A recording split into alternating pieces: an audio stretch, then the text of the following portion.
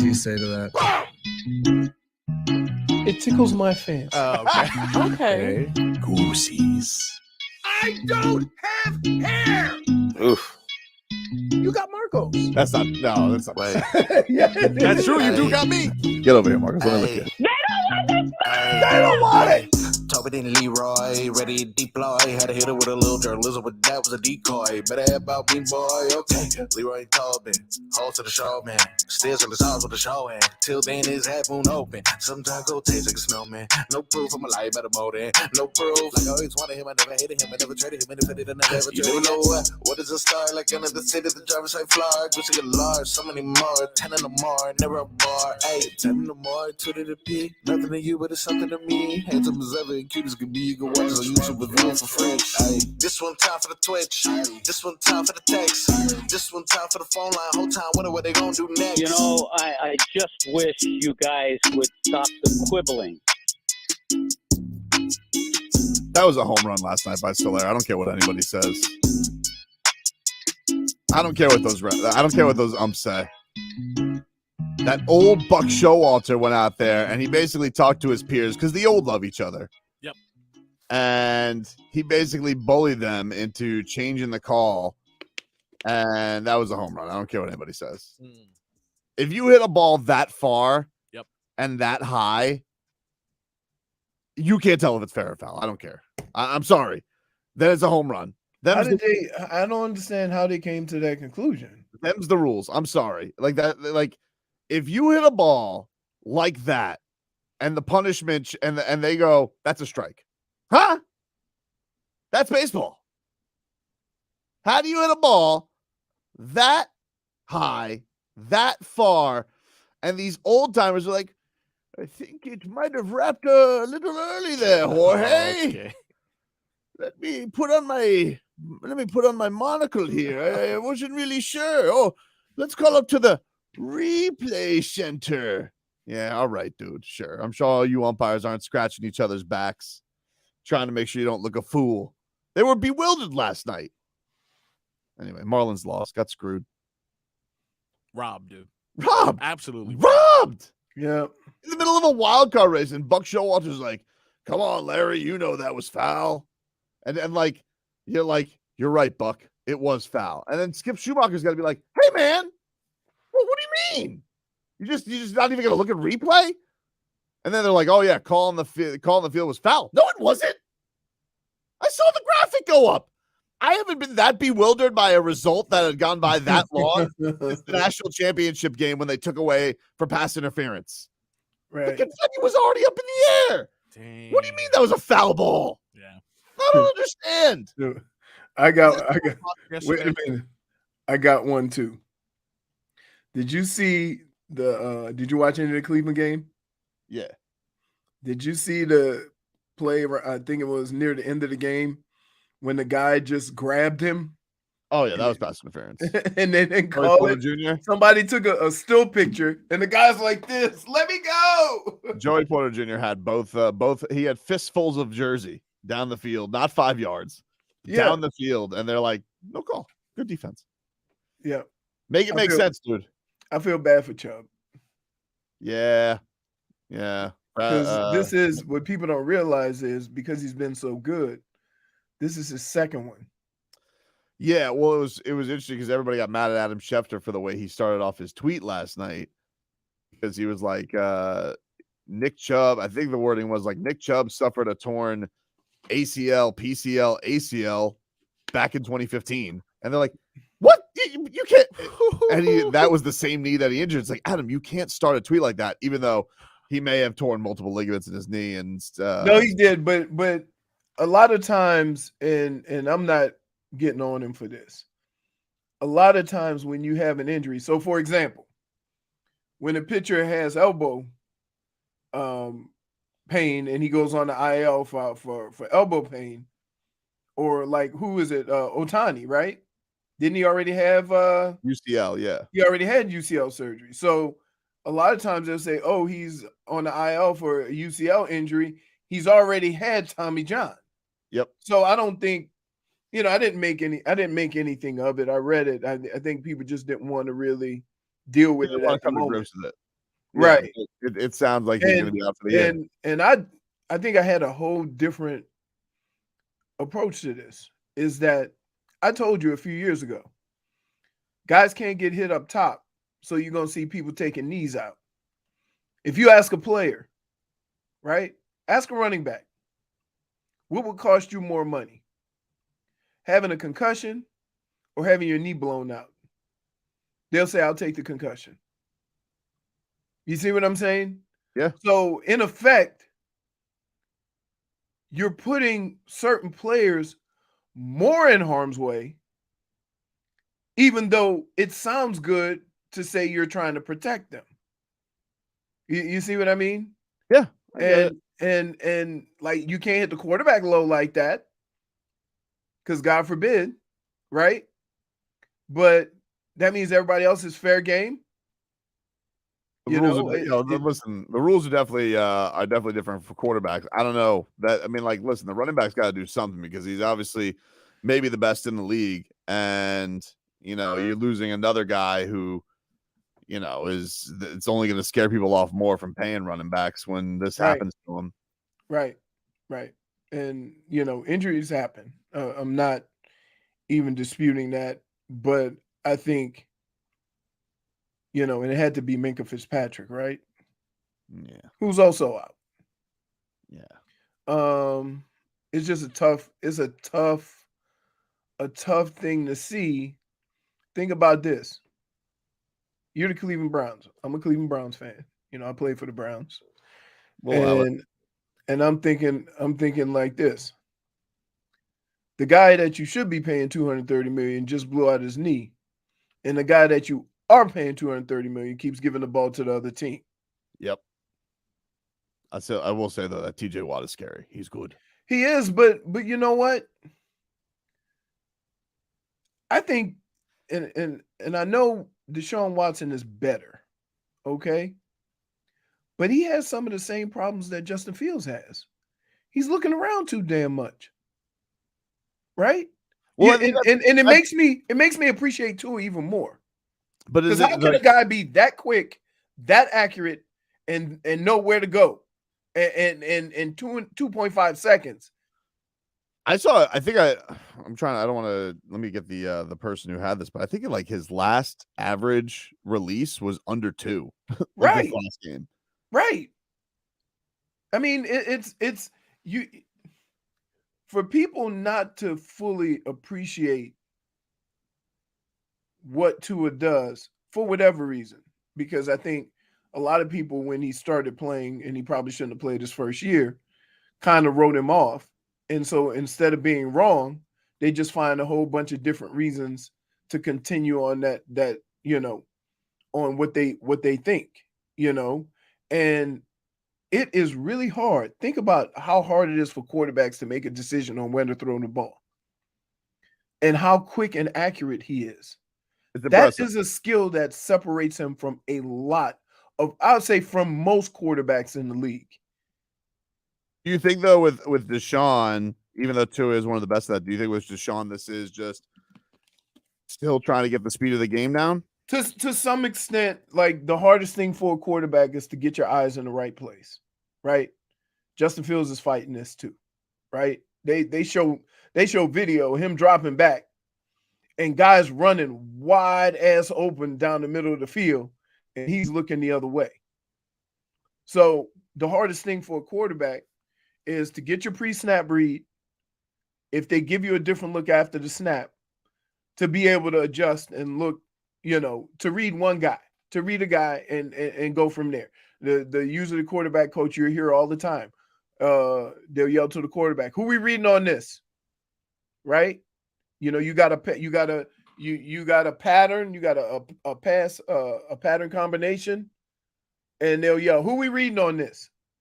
Because they want their eyes in the right place. If you're reading the safety and the safety goes left, you look him off a little bit, you're coming right back to the right. There's either a crosser or somebody singled up outside, and that's kind of how you go through that progression. But it just seems like, a lot of times, you see it and you watch a game and you're like, what is he looking at? Let's go. What is he looking at? And then, you know, I will always say this, and I will say this until my end of days. When you play in a hostile environment, right? The last thing you want to do is call a play early in the game that could go bad. So if you run 3 straight runs in the opening series and punt the ball and let your defense go against Kenny Pickett, you can play that game. The only way that you can get this crowd into it and give the offense some confidence is give them a 7-point lead before you even run an offensive play. And that's what happened. So I don't know, man. I feel bad for Nick Chubb because he's one of the few people, like, you know, he would be the equivalent to Christian Wilkins, you know, as far as, you know, he's not as loud or flamboyant or excitable. He's, you know, just a stand-up dude that puts in the work and has basically carried this team to wherever it has been with whatever quarterback for the last 4 or 5 years. Yeah, it's a huge bummer, man. It was, you know, to see that happen to him, and then of course see what's been going on with all the star running backs. You know, to have Nick Chubb go down. I saw, you know, Derrick Henry tweet about it last night. It's a huge bummer. Huge bummer. The Browns end up falling on Monday Night Football. So 1-1. Pittsburgh has won 21 straight Monday Night Football games. I didn't know that. No, I didn't know that. Yeah, 21 straight. How about that? Here was the stat, by the way, that I was talking about with Tua. This is from Ryan Smith, Dolphins reporter for Pro Football Focus. Dolphins quarterback Tua Tagovailoa averaged 1.98 seconds on his time to throw last night, the lowest of any game in his career. O-line has been solid, but not spectacular. But it's clear that there's been an urgency to get rid of the ball faster with Armstead out of the lineup. Okay. But, you know, the other thing is here's another thing that's helping Tua. A lot of teams are playing this wide 9, right? And it actually creates windows for him to throw it, which I don't know why people play wide 9, because now you're creating space. If you want to throw that slant left or right, you have created a space by putting that DN way out there wide. And if your quarterback's shorter, what is the one thing you want to do? Get hands in his face. So I don't know why teams are doing it, but they think it gives them an advantage. We'll take a quick break. Those are your headlines brought to you by the new Palmetto Ford Truck Super Center. Why buy a truck at a car store? Palmetto Ford. We know trucks. I haven't been able to stop looking at something for the entire morning. Tell you about it next. WQAM broadcasting live from the Ed Morse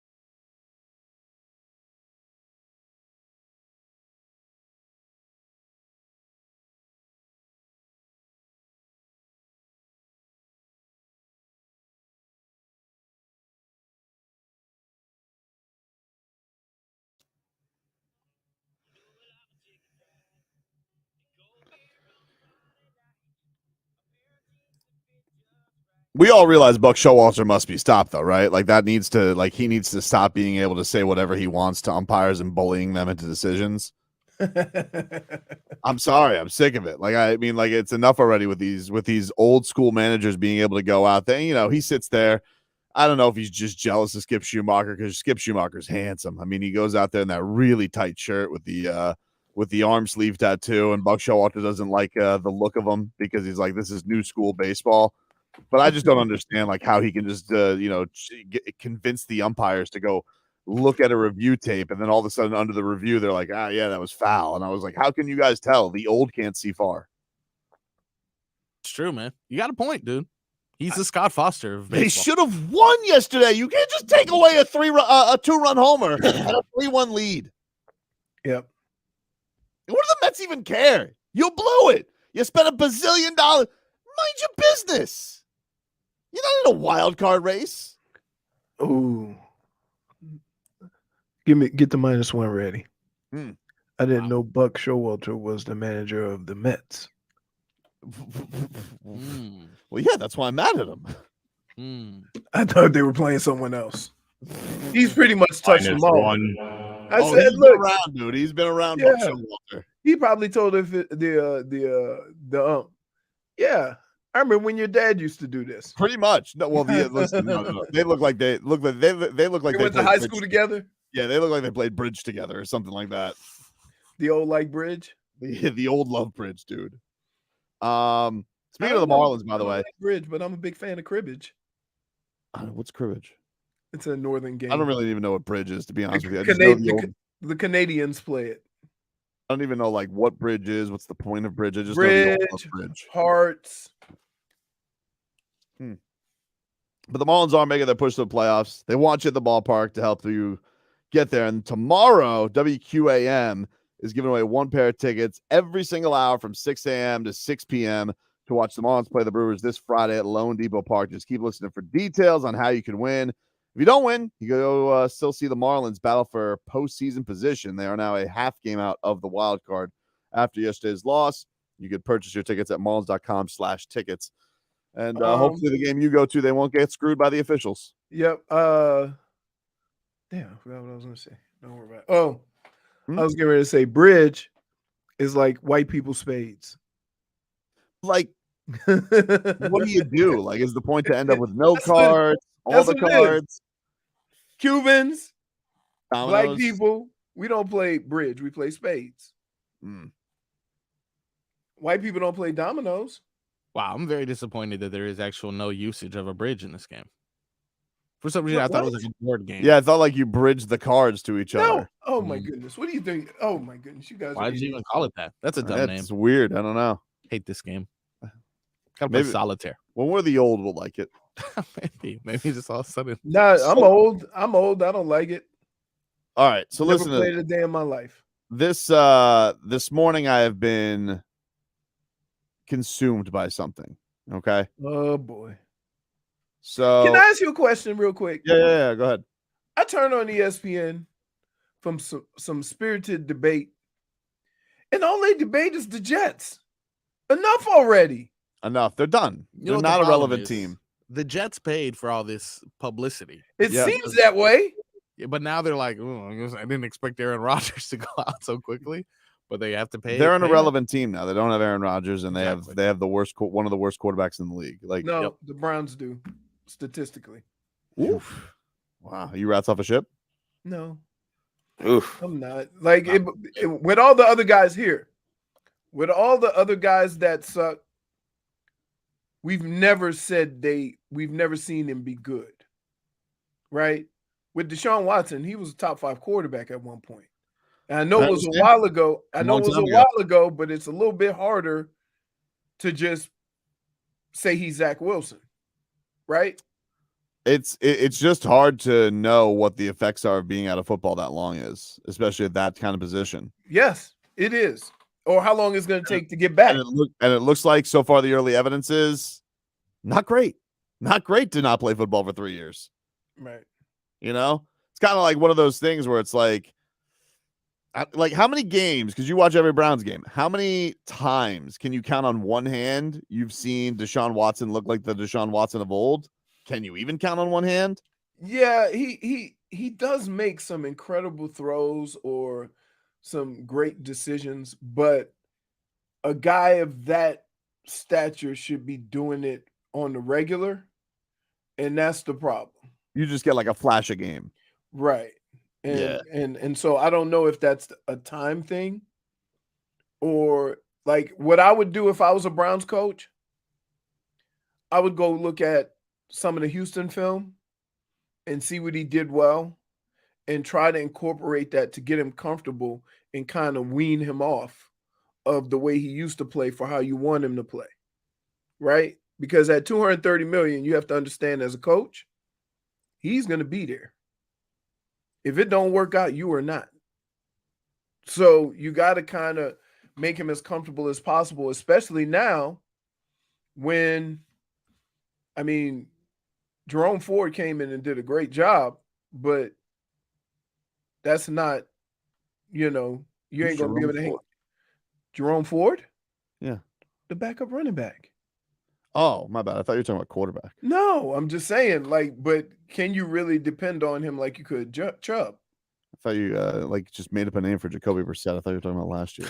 No, Jacoby Brissett's not even with the Browns. Where is Brissett? Fighting for a starting job somewhere if I know him. Is he on the Raiders? Where is Jacoby Brissett? He is currently on the Commanders. He is? Indeed. Wow. Look at that. No idea. Not starting though. No, because they got, is it the Rook? I think it's that guy from North Carolina. I'm Jets not going to kick the tires on him? On who? Jacoby Brissett. He's got a job. The backup. Ain't nobody giving up a backup quarterback. You see how these quarterbacks and players are dropping like flies? They are going down. I tell you there are a lot of available players, running backs. They put up a list. I'm like, wow, he's not on the team. Crazy. Yeah. I don't really have time to get into this now. Yeah, it's important too. It is important because I've been consumed by this all morning. Just do it like you normally do. I don't ask you a question and you go, I can't answer it right now. We got to go to a break. Yeah, I mean, I got to go to break. Like, I don't want to dive into something that I have to. Oh, so you about to Mike McDaniel the situation? No, it's not like the Mike McDaniel situation. It's just like it's not a situation. I need some runway to get into this. Yeah, that's what I'm saying. Mike McDaniel. Mike McDaniel needs to land a 747 every time you ask a question. I need some time to Bill go Belichick. out there.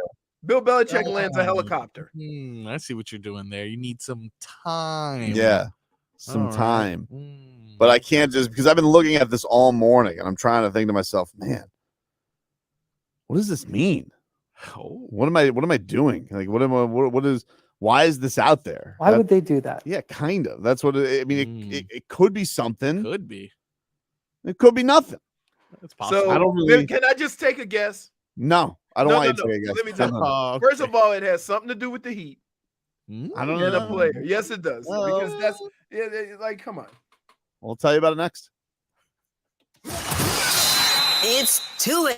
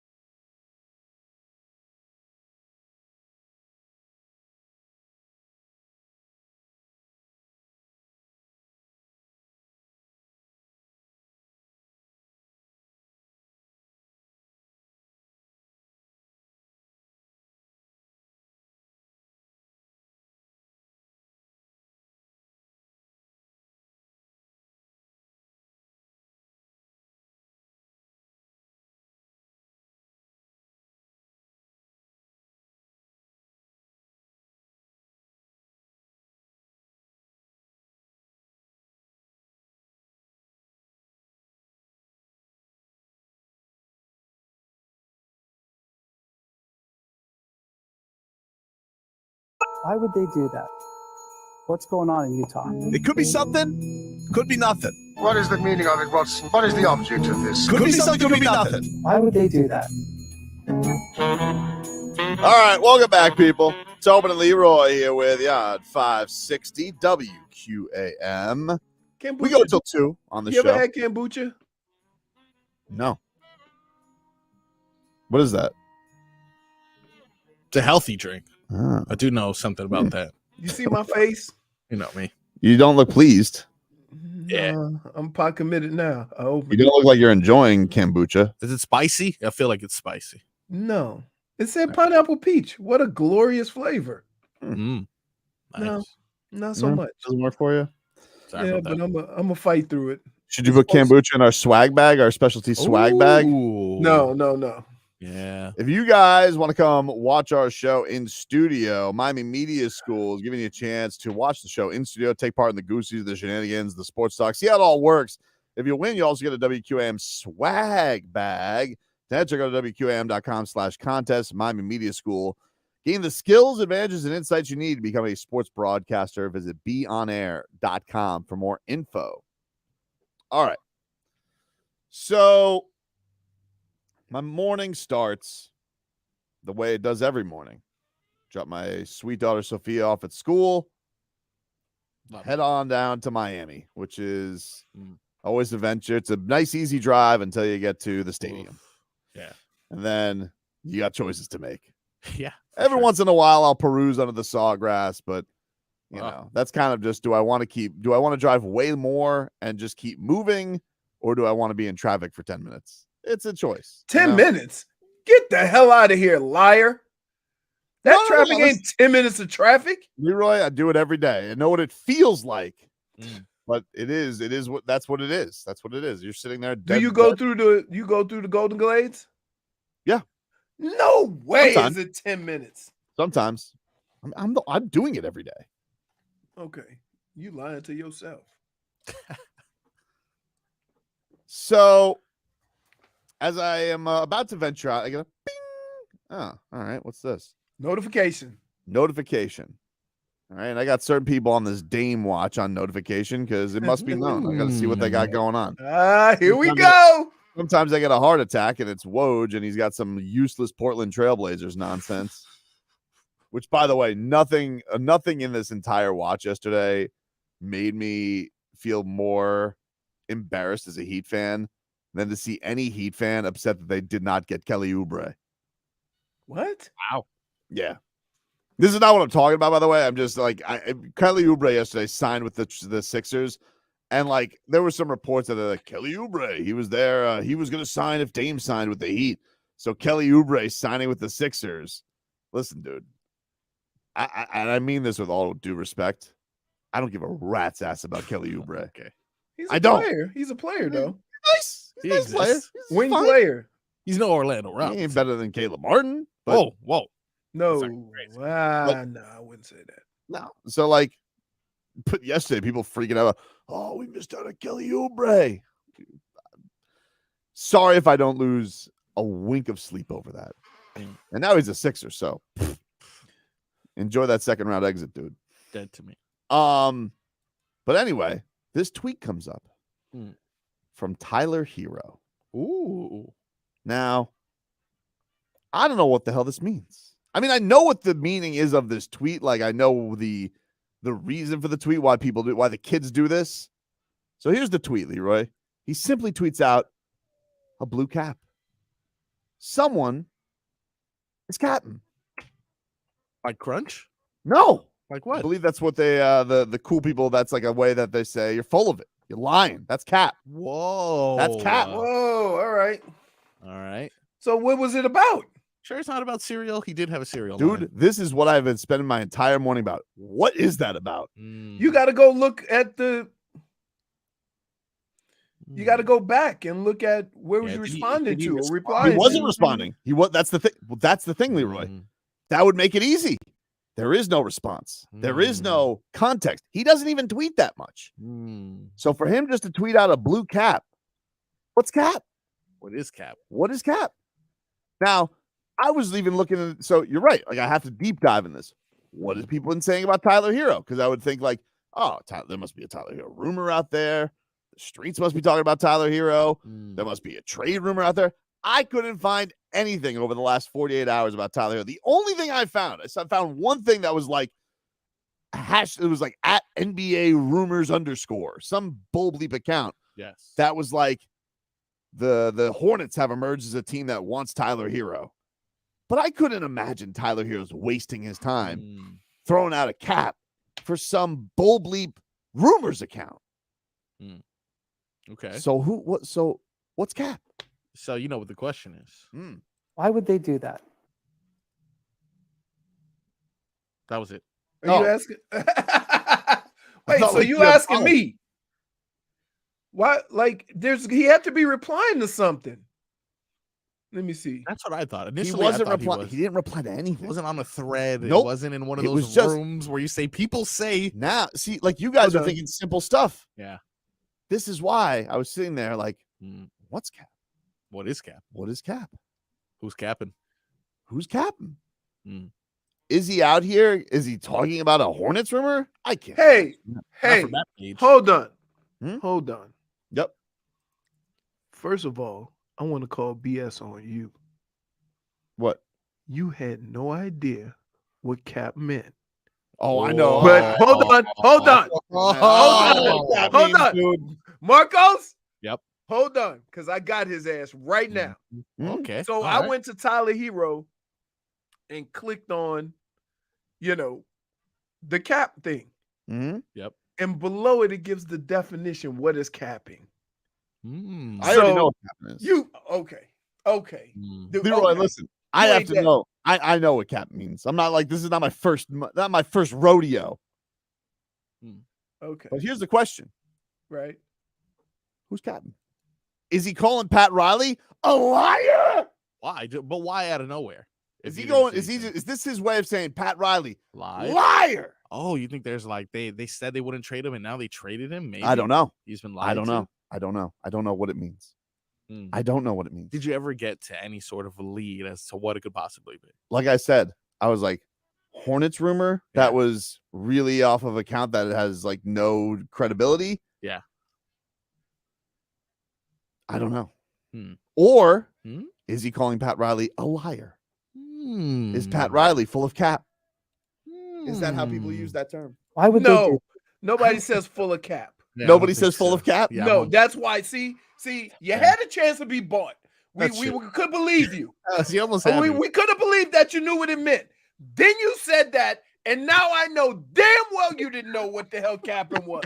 Why you couldn't just leave well enough alone? Well, we also have this. All right. Listening. A lot of people are out there. They're trying to throw Dame rumors out there, right? Dame? Damian Lillard. It's been kind of quiet.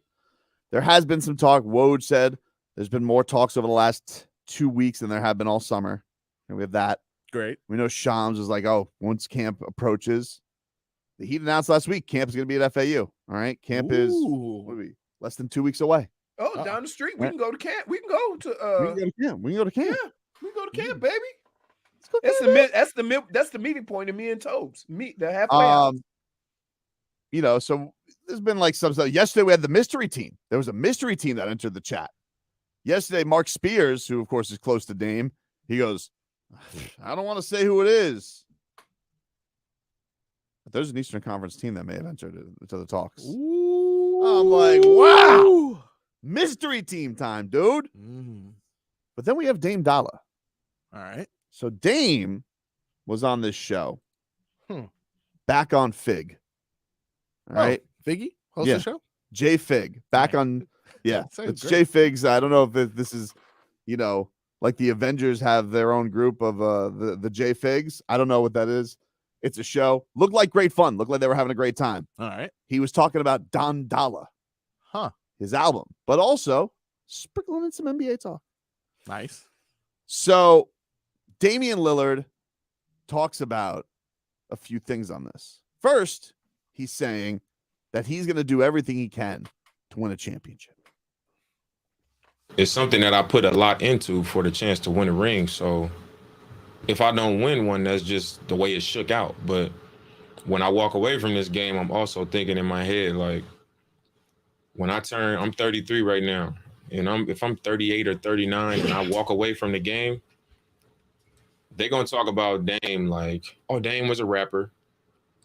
Dame, scored the most 40-point games in this stretch. Dame has 70. Yeah. They're going to talk about the accolades when those specific things are a discussion. But really, they're going to be talking about Michael Jordan, Bron, Steph, Magic Johnson. They're going to talk about those dudes, but I got to do stuff in a way where, like, man, these ain't going to be thinking about me when I walk away until my name becomes a topic. So I got to do what I got to do for me. I got to live my life how I see fit. And, for me, that's do everything I can to give myself a chance to win a championship. And in the process of that, I'm going to run it up. So there you go. Damian Lillard. He's got to do whatever, because he wants to be talked about among the elite, you know? Which is, but it's crazy. Like, look at it. Here's the deal. Think about this. And I'll use him as an example. Every time you say Charles Barkley, what's the first thing come out of your mouth? Mom ain't got no rings. Right. You see what I'm saying? Yep. Even when he did the baby name. Yep. Baby Dame. Baby Dame, hilarious. That's what he said. He said, somebody stole my rings. You ain't got no rings. Mom ain't got no rings. All right. So I get it, but here's this. Is that there's never been a dude to just put it out there. Hey, Portland, I want to be here, but I don't want to be part of your rebuild. Can you understand that? Everybody understands that. No cap. Right? So then. All right.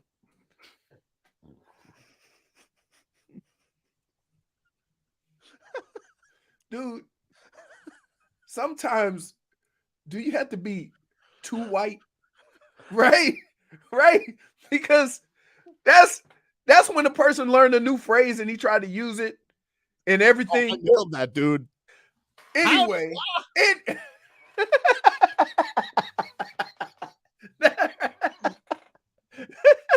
You should mention that. We'll get to that in just a second. Hey, so Dame said to Portland, and Portland acted as if they understood, right? Well, but then turn around and say, well, if we get this guy, we could show him that we're trying to win now, but not with his replacement, not with a guy that does the same thing he does.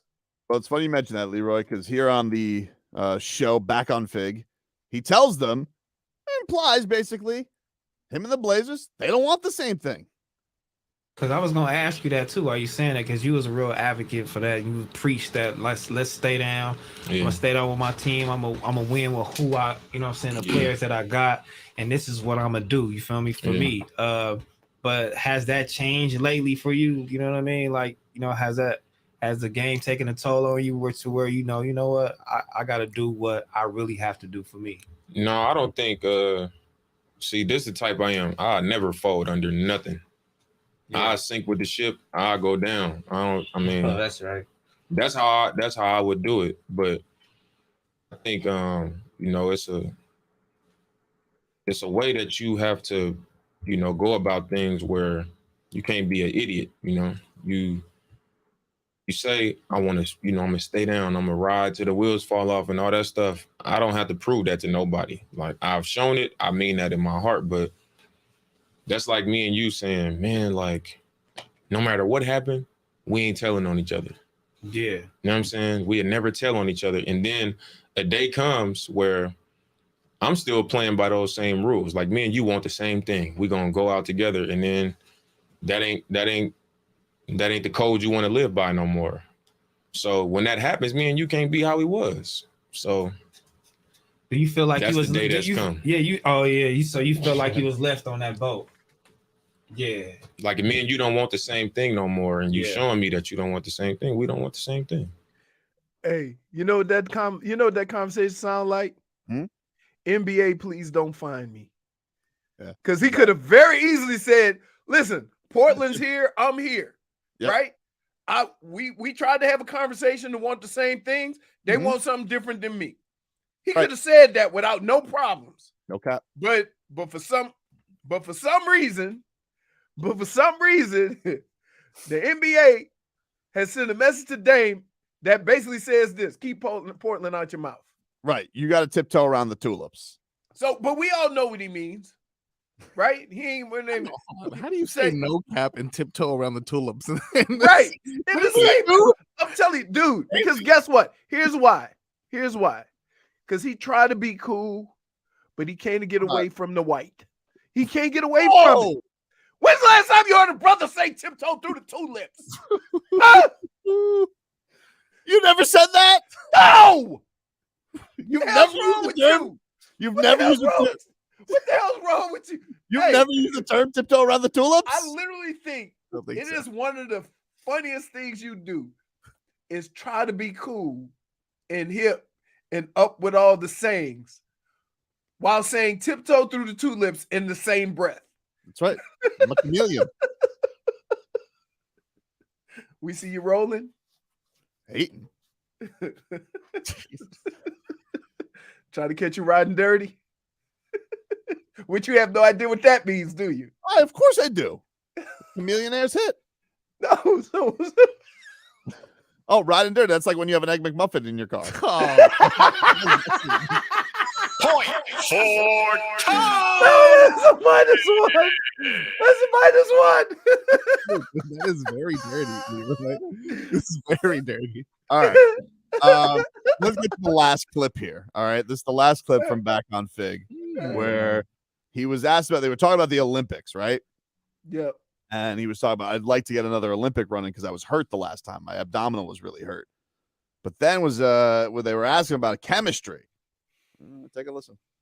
I would want to do it just to get a healthy one in because I was hurt. Like I ended up having surgery right after that. But just to get a healthy one in, man, being able to play with all them, you know what I mean? Yeah, that's tight. Being able to step outside of my role in the NBA and just be able to, catch and shoot, get up and down, have some fun, that'd be cool. But I really don't know. I got kids, bro. Giving up, that's time consuming, been doing all of that. So, I don't know. Well, you played with him before, man. Who you think you got the most chemistry with? I ain't gonna say it, bro. We're gonna get something started in here. Jimmy Butler! oh no, bam. Wait, Shut up, they gonna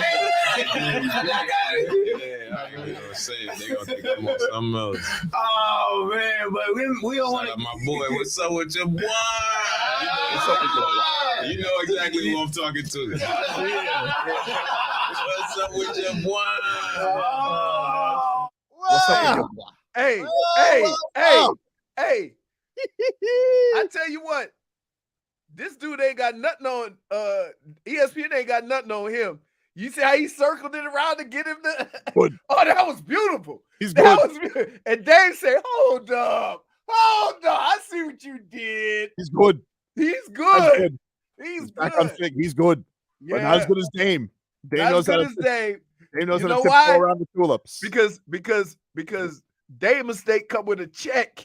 Yep. But as we all know, bam, there's certain somebody that he says this with. Bam Adebayo, Damian Lillard. What's up with your boy? What's up with your boy? Hey, stop it. What do you mean, dude? Stop it. Dude, there's people listening to this show that don't know you. What do you mean? And they gonna get offended. Why are they gonna get offended? I'm not saying anything. I'm just, we're just saying, baby. That's how I talk to Leroy. No, you don't. You say tiptoe to the tulips with me. I take off my cap. I tiptoe around the tulips and say, hey to Leroy, what's up with your boy? What's up with your boy? No cap. Hey, dude. See, it is because if I start being black, Tobin is the first one to go uncomfortable, right? But you can do it. That one makes me uncomfortable. What are we doing? It's a little too boonies and Loxahatchee for me. Howdy, boy. Not that, but wait, like that's what you expect for somebody who worked on the farm, did furniture and likes country music, right? That like, okay. And you feel more comfortable doing that? That's closer to you than what's up with your boy. Right? That's damn. like you used to play DB and they moved you up to linebacker. Like you out of your element. Dame. I miss Hey, you. I tell you what, he did a hell of a. Hey, I'm tell you what, he was Floyd Mayweather in that interview though. He was counter punching, sticking and moving, right? Yeah. Never didn't land the punch. The thing I appreciate is he has never not been Dame, right? So even when he's avoiding the reality of his situation, he's still been who he is. He's been the same. There's nothing that he said that he hasn't said from the beginning of this. He's been consistent with it. It's Portland that's been all over the place. Cincinnati has it right when he just says Dame lobbing a Bam would be crazy. Dame ain't lobbing it. Goosey galore. And listen, sometimes they overcommit. You roll in, Bam's right there. Hey, question. Just out of curiosity. Yeah.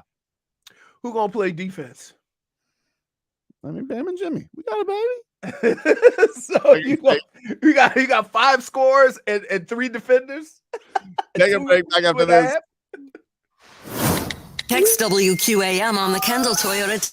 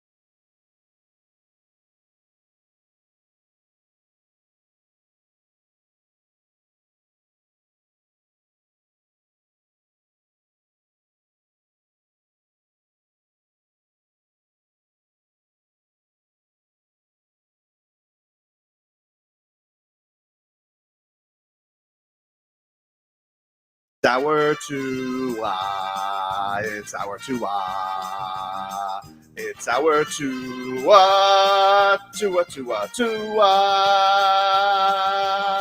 Tonga Vailoa, not To a tackle of Leoa. A for effort, Dolphins quarterback. Tua.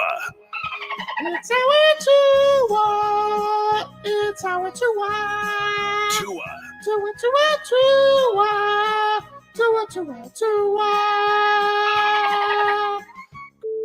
Can go to hell. Tonga Vailoa, Dolphins quarterback. Daddy loves you guys. Our Tua with Tobin and Leroy. Check the history of food. Hour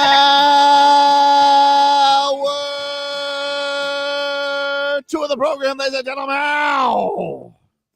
Tobin and Leroy here with you on 560 WQAM. Oh, hello, Jennifer. Hello. What was that? I couldn't hear that. You're on the camera early today. I am on the camera early today. Yeah. Did you just win your bowling league? No, it looked like she was. Hey, Did you play soccer this morning? No. Well, it's my turn. Did you change any tires? I'm sorry. Was that good? More than you have, Marcos. Oh. No cap. Hey, no, look, no, you can't just keep throwing that in there. How's that field of tulips? That's good. Tiptoeing through them. Dude, Tiptoeing through them, JFig. No cap. you know what? Crazy. If I reach into a bag of things white people would say, that's what you pulled out. What else is in this bag? Hanky Gosh darn it. Oh, Dag nabbit. golly gee. Dag damn it. Golly gee willikers. Oh, man. Let's get into some headlines here. Brought to you by the new Palmetto Ford Truck Super Center. Why buy your truck at a car store? Palmetto Ford. We know trucks. Tough one for the Fish last night. They lose 2-1 to the New York Mets. Jeff McNeil with a go-ahead homer off Tanner Scott in the ninth inning. Series continues today. Braxton Garrett on the hill for Miami. They fall a half game back of the wild card race. Reds beat the Twins 7-3. Marlins also got effed by the officials because they don't know how to use their eyes. I mean, really, they got to do something about that. We're still doing fair foul polls like that. Yeah, that seems like that's the oldest piece of technology in all of the professional sports. How do we fix this? Robots for sure. I mean, yeah, they're gonna have robot strike zones. Can we put lasers right? Fire them up to get a he hit it too high. They do that in soccer, right? There's like a laser offsides line. Yeah, they do that in tennis too. Look at that. Yeah, they got to be able to figure that out. It's ridiculous. That's crazy that everyone else is doing that in baseball. It's like, imagine Joe West is out there. He's like, I don't know. I don't know. Dude. I don't know. If somebody said you're on a Serbian track team. Someone also said something about F1. Or Yeah, that's it. Player. F1. She does look like F1. She's Take me to F1. Yep. It's no. Yeah. It would be cheaper to buy you that truck you want. That works too. Yeah, Please. Holy I'll take smokes. I think You see how much Tata's those Texas are? speaking of the Serbian soccer team, I think Tata is announcing this morning whether or not Messi's going to play tomorrow. Come on, Tata. Let's Give go, the people what they Tata. want. Let's go. Toronto FC coming tomorrow. So the Pinks, we could get the GOAT back in action after a couple weeks away. Nice. Yep. Season's almost done though, right? Yeah, there's not many games. I think it was well, I mean, it depends. The season's going to go as long as Messi decides, Marcos. Yeah, to be honest, if he plays only one more game, season ends in one game. Yeah, exactly. Patrick Mahomes restructured his deal. He's going to get paid $210 million over the next seasons. You see what I mean about how they redo these contracts? Money doesn't. That's why they do them. They make them $1 bazillion, and then you redo it 2 or 3 times. But here's the kicker. In 4 years, he's going to get $210 million. Does that make him the highest paid? Yes. It's the most guaranteed over that time. Well, the average might be higher. You see what I'm saying? But they just did that to kind of allow them to sign other people. Now that they signed that, what's the chance of Chris Jones getting any money? I don't know. I don't know, but he's back already, so damage is done there. Shmee the Chmolik says JFig looks like a cashier at Checkers. Wow. Just get them all in. I'm okay with that. We aimed a little bit higher. This has the makers of how they attack Tobin every day. That's okay. It's all love. I like Can't it. wait, It's cool. can't wait to get that person sitting in here. You look like you play soccer for the Serbian team, and Marcos is the official. I was gonna say, Actually, he looks more like he's in a bowling league than I am. Yeah. Now that I look. Vertical stripes. Oren says in the intangibles bag of phrases, you're on thin ice, buddy. Oh, that's a good one. That's a good one. Or Bucko. Bucko. There has to be much more of these. This is gonna carry on through the whole show. It has the intangible statement bag. Yeah, I think we should every day pull one out of a bag, and Tobin has to use it. That's his word for the day. Not cap. We make a bag full of intangible comments, or and then you have to do it. Oh, the Spanish version of Kill Bill. I've actually gotten this because I have another outfit that is actually yellow. It's yellow and black, and it has like some racing stuff on the side. And they thought I was in Kill Bill. So, hey, where are you wearing these things? Like there's a whole nother side of you that we just don't know. All right, lives a secret life. Lives a secret life. Double life. Monday Night Football last night. Steelers beat the Browns 26-22. The Saints topped the Panthers 20-17. I went 0-1-1. I didn't watch a single snap of Saints Panthers. Me either. I went 0-1-1. Yep. Because they went for 2 and got it. So that was my whole thing. You are 6-3-1. I'm 5-5. Marcos 3-4. That's right where I want you. Right where you want us, dude. What are you 5-4, Marcos? No, 3-4. 3-4. Oh boy. Yeah, well, I mean, I think 9 games. Well, at least you and Tobin are the same size. No. Look, this is gonna be by the time it's done, you guys are gonna be like, "Wow, what a miraculous comeback!" I respect you as an NFL insider. Wait, let me ask you a question. Yeah, the way you pick games, you think it's all of a sudden going to change? Your thinking has to change on how you pick games in order to pick different winners to get winners. You see what I'm saying? The reason why Tobin never wins these bets is because he bets with feelings, with petty, and whatever. So and goosies. And goosies. Right. No cap. Will you stop? Mike McDaniel, he's got an update on his team, including Jaylen Waddle. Jaylen Waddle did enter the concussion protocol, so we'll hear from Mike McDaniel on that. And is he concerned about the quarterback center exchange? That's next.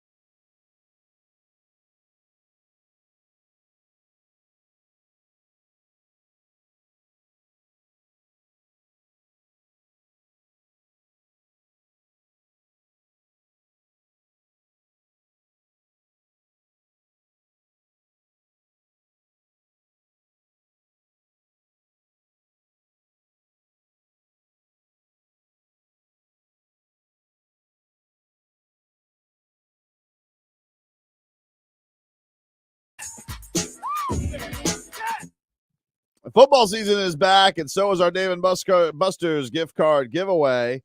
We've got a chance to a $250 gift card from Dave & Buster's to watch college football, the NFL, and more.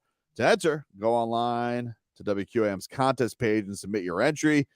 And if you win, you can go to Dave & Buster's in Hollywood with your gift card and spend the day watching your favorite team. All on us, Dave & Buster's. Eat, drink, play, watch sports at Dave & Buster's in Hollywood. Tobin and Leroy back here with you. Miami Dolphins 2-0 on the season, getting ready for their home opener, which comes your way this Sunday at 1 o'clock against Mr. Unlimited. My taste buds had to get used to it. Oh, so you're in now? You're in on the, what the hell is it, kombucha? Kombucha. You're in now. Is that good? What does it have? It is crafted with our proprietary cultures and finest organic ingredients. I'm not trying that. It's like probiotics. Kombucha is a fermented drink with tea, sugar, bacteria, and yeast. So it's fermented, so it's alcoholic? The drink. Some of them say it could have a little bit of alcohol in it. Just gross. Let's hear a little bit from Mike McDaniel. I don't know if he's ever dabbled in a kombucha before. Kind of seems like he does. Maybe He does look like it. Mhm. As kombucha with a little bit of pho. Here is Mike McDaniel. Jaylen Waddle, big news. He's in concussion protocol. He took that hit in Sunday Night Football, which was a tough situation. I did feel bad on that call for that guy because I do feel like that was one of those where he dropped his head. Dropped his head. Like it was a tough go of it, but Jaylen Waddle did get messed up from it because he was in concussion protocol, went right to the tent, didn't finish the game. Here was Mike McDaniel on Waddle. Jaylen is in the protocol, and we'll move forward. He already started progressing in that process today. So hopefully it's not too long. Hopefully he is able to come back. But that sucked. That sucked to hear that from Jaylen Waddle. Was in a tough spot. The big concern I would say out of most Dolphin fans, aside from injury, is this damn quarterback center exchange that's going on. And I really just want them to fix it, dude. Fix it. I'm tired of worrying about it anymore. But anyway, here's Mike McDaniel. He was much more reasonable than I was. my level of concern is 2/60th of the game. It's an odd thing to be concerned about because there's it's executed very well on so many occasions. So it's like everything else where you have to try to reverse engineer. Okay, well, how can we go this whole game with this happening? What is going on right now? And getting down to the fundamentals and technique and really the mindset of it. And, you know, you're fortunate when that stuff happens to have it happen early in the season for us to communicate and talk about, to get better from, and to have it happen in a win. You know, those are the best case scenarios that you're not always as fortunate to have those lessons be given to you in wins. You're cruising for a bruising. Oh, that's a good one. Can't say I've ever used that one, but I'm sure the old will. Why I oughta. Why I oughta. Yeah. Listen here, pal. But here's the thing with Mike McDaniel. Like, that's cute to say it's only 2/60ths of the game or whatever like that. Because you got away with it. Right. But like, you know, have those be the two costly things that, listen, these were possession games that you just lost.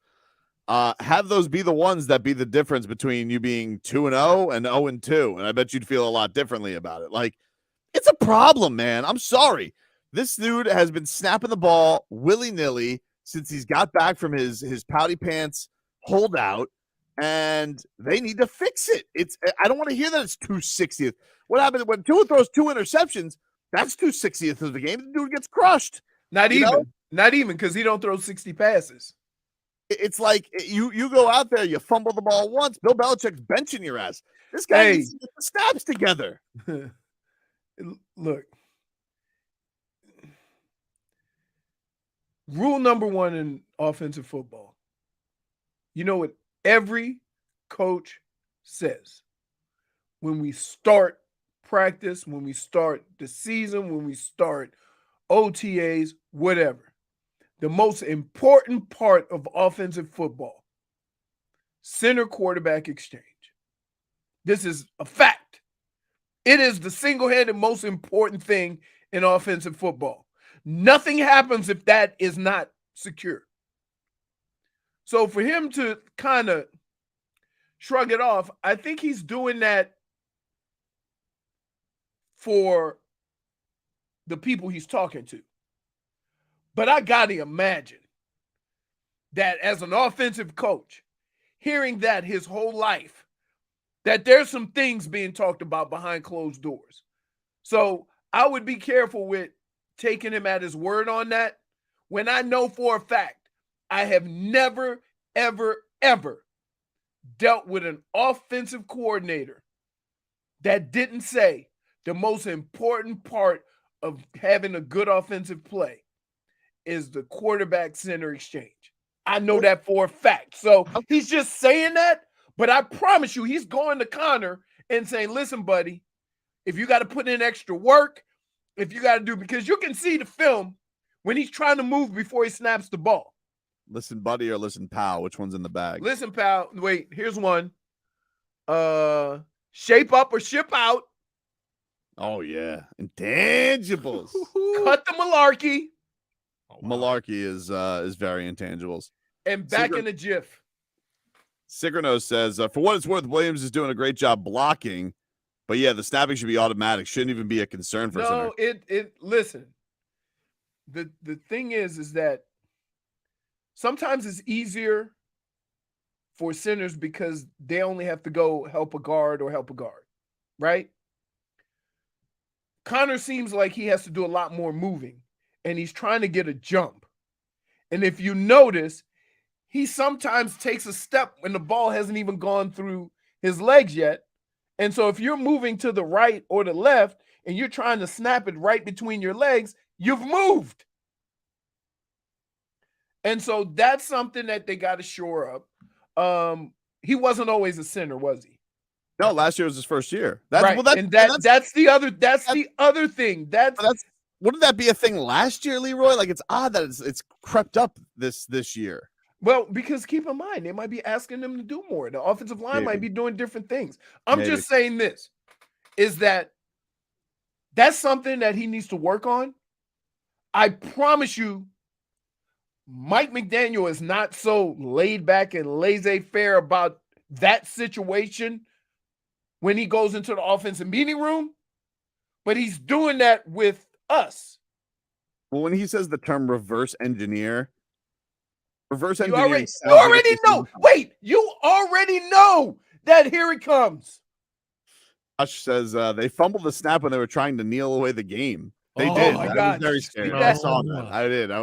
You didn't know. If you didn't know it, I was like, oh my God, this guy. Yeah. Look, you have 17 people holding Tua in the center to make sure that it goes well. The quarterback and the center don't have to go anywhere. And you still. I don't know what they got to do together. Like, I don't know if Tua and Connor Williams need to go take a pottery class together. No, they just keep they keep working on it. They got to get this fixed. Here's what he has to do.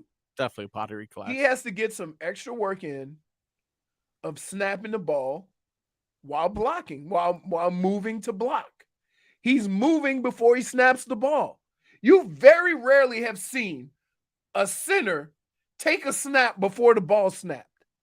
You see what I'm saying? He's moving before, and the ball's still sitting on the ground. So by the time he takes that first step, he's damn near over the guard and he's trying to snap it back to Tua. He's got to, that timing of that has to get fixed. Take a quick break. The damage is done, my friend, is next. WQAM broadcasting live from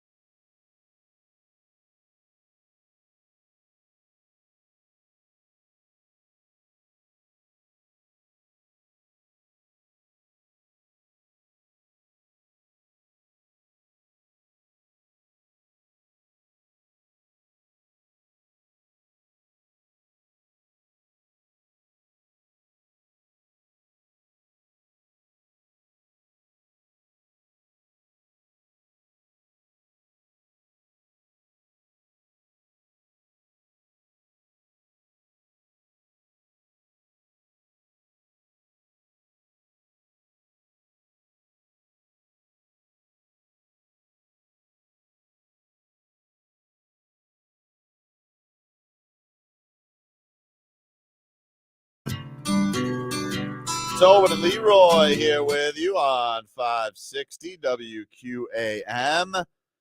Take you up until 2 o'clock here on the program. We are streaming live on YouTube and Twitch. You guys can watch us, Miami 560 WQAM. Hockman and Crowder coming up after us. They got Javon Holland Day, yeah? It's Tuesday? Tuesday. Yeah. Hollywood Kia. You guys go check out Javon Holland show. Nice. With Hockman and Snowman. Crowder. Snowman was trying to do a little slight croot and a dame too. I mean, not like our boy Xander. Xander was out there on national TV going, tape time. But that's cool. Javon Holland. First, check out that show later today. I'm not sure what time it is, but just listen to the whole Hockman and Crowder show. Yeah, you'll find him. You'll find him. Whenever Snowman talks, though, you'll find Snowman. And then I'm sure afterwards they'll put the interview up on YouTube. So check out Javon Holland and the boys later on today. Leroy. Yes. How are you? I'm okay. Somebody said on YouTube, JFig is making Kill Bird Volume 1.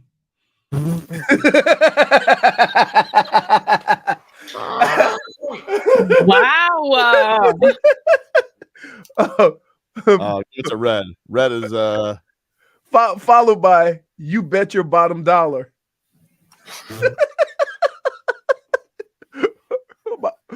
Or my favorite, Jesus, Mary, and Joseph. Oh, that's a big one. That's a big one. Penny for your thoughts. Oh, yeah. That's... All right, you guys familiar? Hold your horses. You guys familiar with Deshaun Watson? Yes. Here's Deshaun Watson after the game yesterday. Browns lose to the Steelers. This is what the Browns QB had to say after the loss. Big time quarterback. Well, we're not going to put it on anyone else. You put it on me. I can take the full blame. I can take the criticism, and I'm going to do that. And I told everyone in our offense, the whole team, I'm going to do better for this team, for this organization, so we can win games like that. And I'm fine with taking the criticism, and I will be better. Yeah, well, the damage is done, Deshaun. I would hope so. You got the biggest contract in the NFL. The damage is done. I can take the criticism. You should. I mean, the damn franchise threw all morals to the wind to get you. Could you not, I don't know, be good at football like you used to be? I'll take all the criticism. Yeah, you will. Who else should take it? Leroy? So, one of my favorite players is Nick Chubb. Everybody knows that. Yeah. And he has already been through a rehab with all of his, with his knee, the actual same knee. But when I found out that Minka Fitzpatrick could be out for a substantial amount of time because he got hit or something like that, I'm like, now? The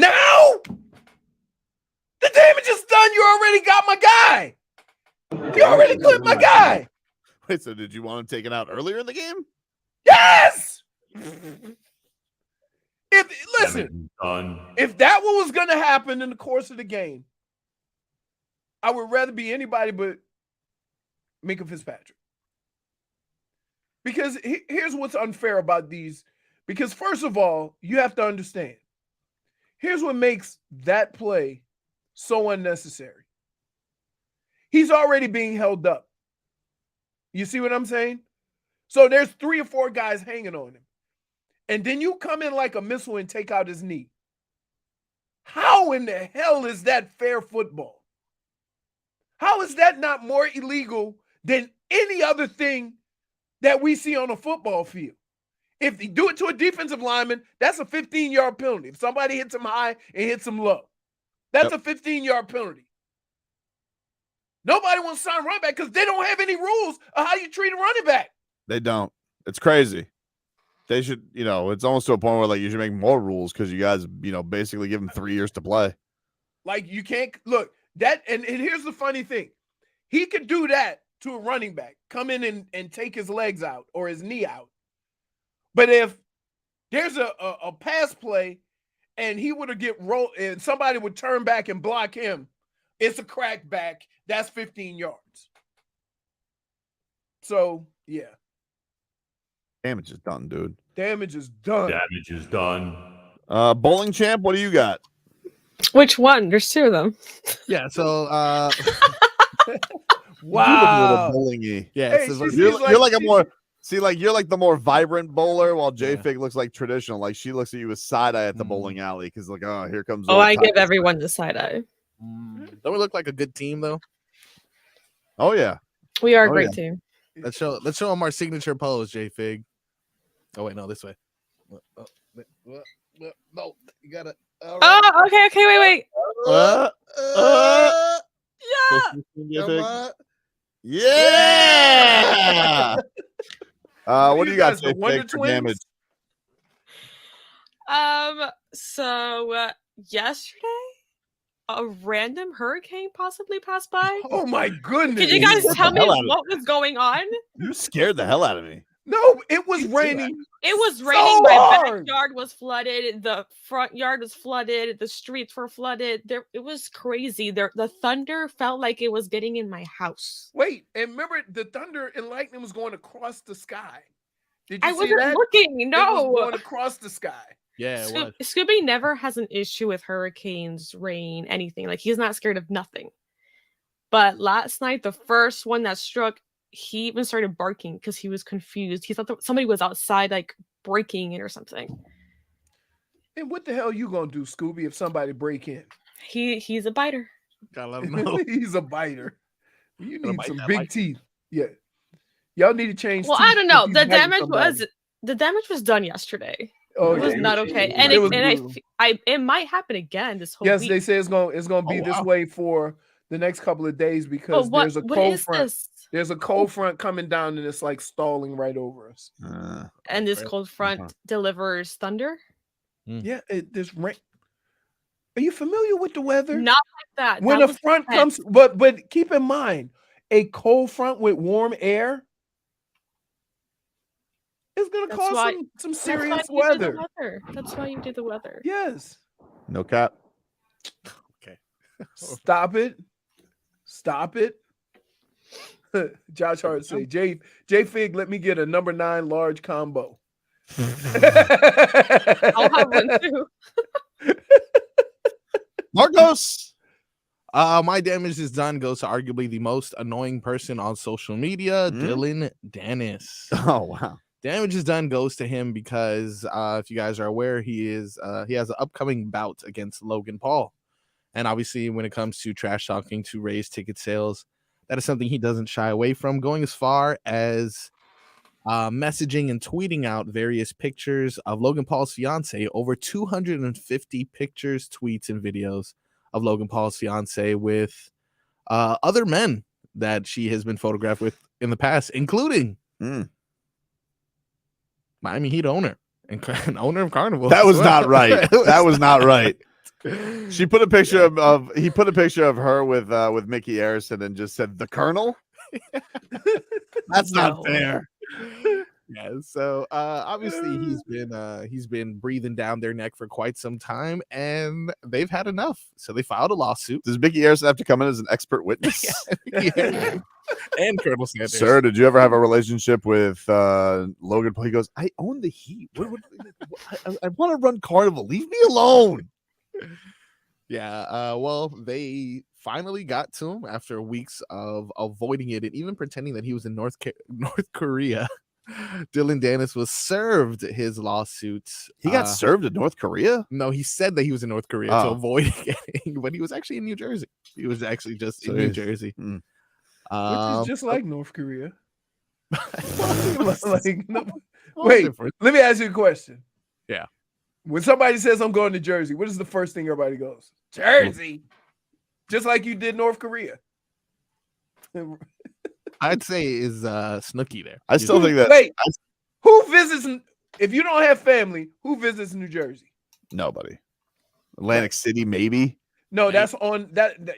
Yeah, I went once for work. I went to Atlantic City. I used to go to Atlantic City a lot. Really got good pizza. And now it's a dump. My wife's from North Jersey, and she's like, she took me through her town. Her town was like where the Sopranos intro is. Nice. Like all this, she goes, I'm like, and this is all you got? This is it. Wow. Coming from someone who was raised on the farm. Damage is come done. on. New Jersey, like it's such a punk state. You let all these teams live in your state, but you let them be named New York. Dang. Yeah. Weren't you from that area? Not in Jersey necessarily, but wasn't one of your furniture backstories from up there? No, No, Brooklyn. his dad lives in New York. Man, Doesn't your dad live in New York? Yes. Oh, of course he does. You bet your bottom dollar. Sorry, I wasn't happy enough, Marcos, that my family wasn't together. Oh, hey! That didn't work out for you, dude. Yeah, Right. Sorry, we're not frogs with a feather swimming together, dude. Hold your horses. Wait, say that one more time. What? Frogs Birds and a of feather? flock together.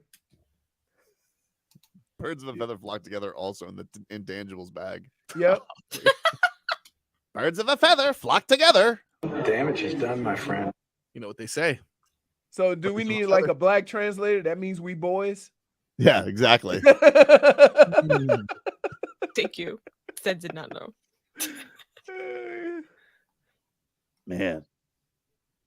I'm glad JFig joined us as early as she did today. Yeah. Now I don't feel so alone when I go for that spare. Somebody said instead of we know trucks, we should put we know stereotypes. This is Tobin's fault. Why? Because you always come in here with these like sayings that you probably shouldn't be saying. I was just wondering why Tyler Herro put cap. That's all. You know, Birds flock together 6 feet. I don't know why he put cap at 8:01 a.m. What did he wake up and just feel like that's cap? Well, he's getting up at janitor hours. That's his new thing. Really? Yeah. Is that a thing? Janitor hours? Is that something? I'm a little confused by janitor hours too, but like he's getting up What super is janitor early. hours? I've never heard of that. It's his new thing. He gets up super early, and I guess before anybody's there is the janitor. I always thought janitors came late. Yeah, I thought That's what so too. I was under the impression, like, whenever I visited my wife's school, usually the maintenance crew comes in after school is over. But according to Tyler Herro, the janitors are up super early. That's when he's working out.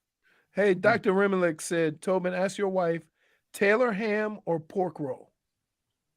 I've heard Taylor ham. That's what I know. That's usually what she goes with. All right, there we go. So what's the conclusion of this whole cap thing? That Tobin probably shouldn't be saying things that he's been saying. Well, I don't understand. So Tyler Herro can put cap, but I can't put cap?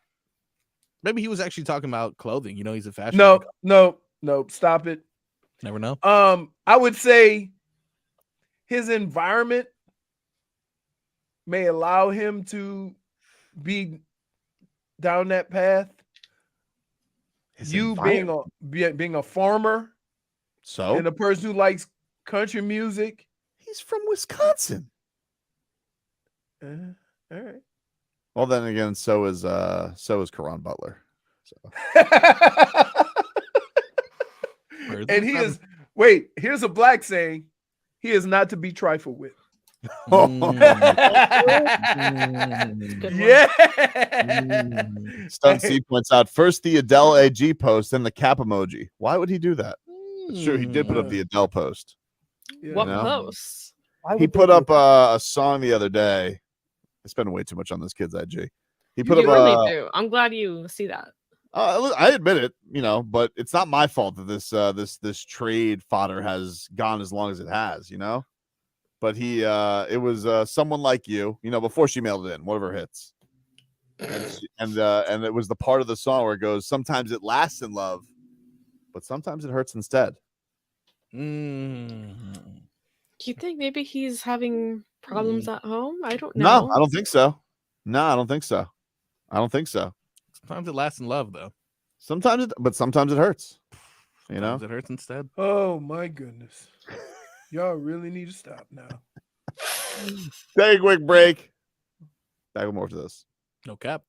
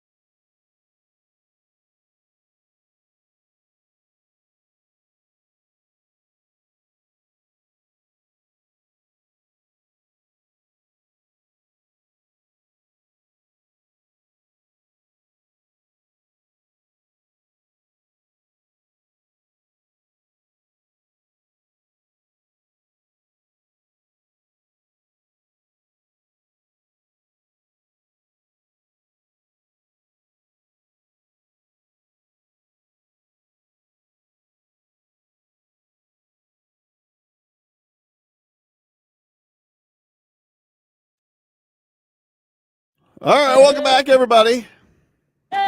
Tobin and Leroy here with you.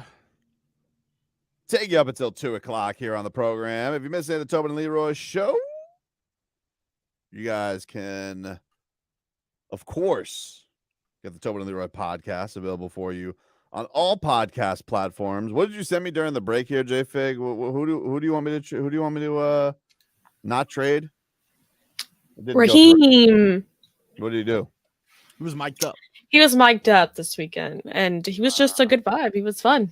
He was a vibe. Really was. Mhm. Listen, he is. He's been good. He's good. He's good. He's good. He's good. He's good. He's good. Better than Jonathan Taylor. Better than Saquon Barkley. He's good. Well, he's better than Saquon and Nick Chubb right now. Yep.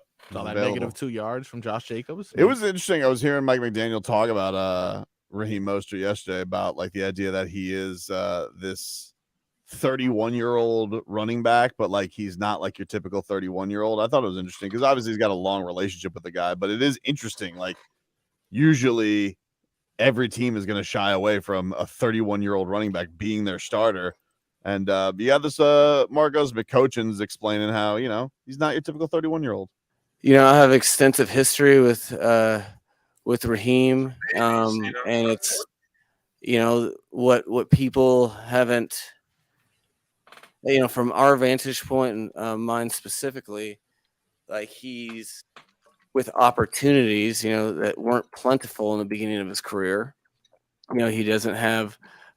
He was cut 900 times, and you know, was the NFC Championship game in 2019. He didn't even start when he had 220 yards and 4 touchdowns, and then has had to deal with some injuries. But all the while, his game has progressed. So, and he's a unique individual that, I mean, currently has either the first or second fastest ball carrier time since recorded in 23 something. And he was like 29 years old. So to look at him through the same lens as every other back, I think would be a mistake. That's kind of goosey right there. I'm sorry, Raheem Mostert. You know what? I apologize. Good. Mm-hmm. I apologize for the Dolphins on their behalf. I apologize because what they did to you was dirty. They should not have been flirting with Jonathan Taylor, Saquon Barkley, Dalvin Cook, DeAndre Swift. I'm sorry they did that to you, Raheem. I never endorsed it. You know, I was never behind it. They blinded me with flirtation. I want to apologize because Raheem, what they did was wrong. Wrong, Raheem. Stop it. Because you are a monster, dude. All right. More like Raheem Mostert. Kills it, dude. Wow. I mean, did you hear that, Leroy? Tobin's a fraud. Yep. I can't believe the Dolphins would do that to Raheem Mostert, dude. I can't believe that they would go out there trying to You would have shipped him out for 2 Krispy Kremes. Really wrong what the Dolphins did. By to the way, Raheem. how's Dalvin Cook doing? Not great. Okay. Not great. All right. Could you believe they wanted to go Now, after him? DeAndre Swift is really good. But could you believe that the Dolphins wanted to go after Dalvin Cook over Raheem Mostert? That's unbelievable. You were leading the charge. Unbecoming. It's really You were leading the unbecoming. charge. You No were leading cap. the charge. No cap.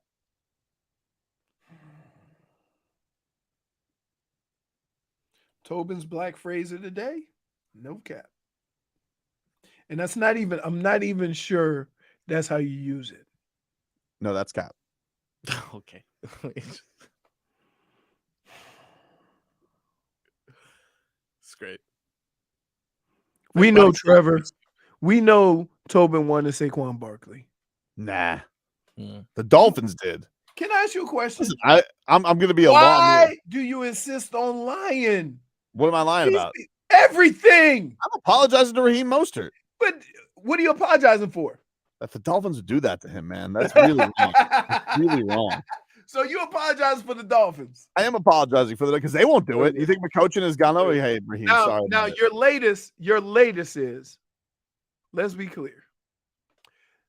Didn't you suggest yesterday that we see how much we can get for The left tackle. Teron Armstead? Armstead, yeah. I don't think it's a terrible idea. No. I'm just asking. Is this not the conversation we had yesterday about you saying, let's put it out there? Let's trade Teron Armstead? I wonder if they're interested in that. Yeah. Because the lines look really good without him. Okay. So now, after apologizing to Raheem Mostert, you just move on to another player? Well, I'm apologizing on behalf of the Dolphins for Raheem Mostert. Oh, so you're not apologizing for anything you did? I didn't do anything other than what the Dolphins did, which was kick the tires. Yeah, I mean, it's still wrong, though. Both of you guys are wrong. You wanted another running which is why I'm apologizing. So you don't remember as a kid, your mom would Who's say, apologizing for you? if Johnny jumped off a bridge, would you do that too? I mean, I don't root for Johnny on Sundays. I don't know what to tell you. Okay. Here's a little bit more Raheem Mostert praise from McCoachin. Oh, gosh. He's developed confidence, conviction. He's a little, his vision's better. He's more decisive. And he's, as you guys could see last night, but it was very evident at the end of the season last year, he is a hard tackle. He is pound for pound might be one of, if not the strongest person on the team. Wow. Really. And he's just unique in that way. So I try to very much acknowledge when people live outside the curve and not just, because you don't want to be, I'd rather be the person that was like, yeah, see, I knew it. Because you just watch what he does on a daily basis and know how hungry he is and how much he wants to do what he does best, which is run the football. Now, question. Yeah.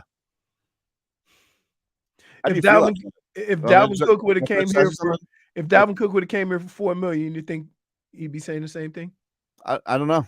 I just want to ask, though, as somebody who said that Raheem Mostert ran soft, how do you feel about the coach saying he's one of the hardest tackles on the team? Oh, my God. Because you really besmirched this man. Listen. Pound for pound, the strongest.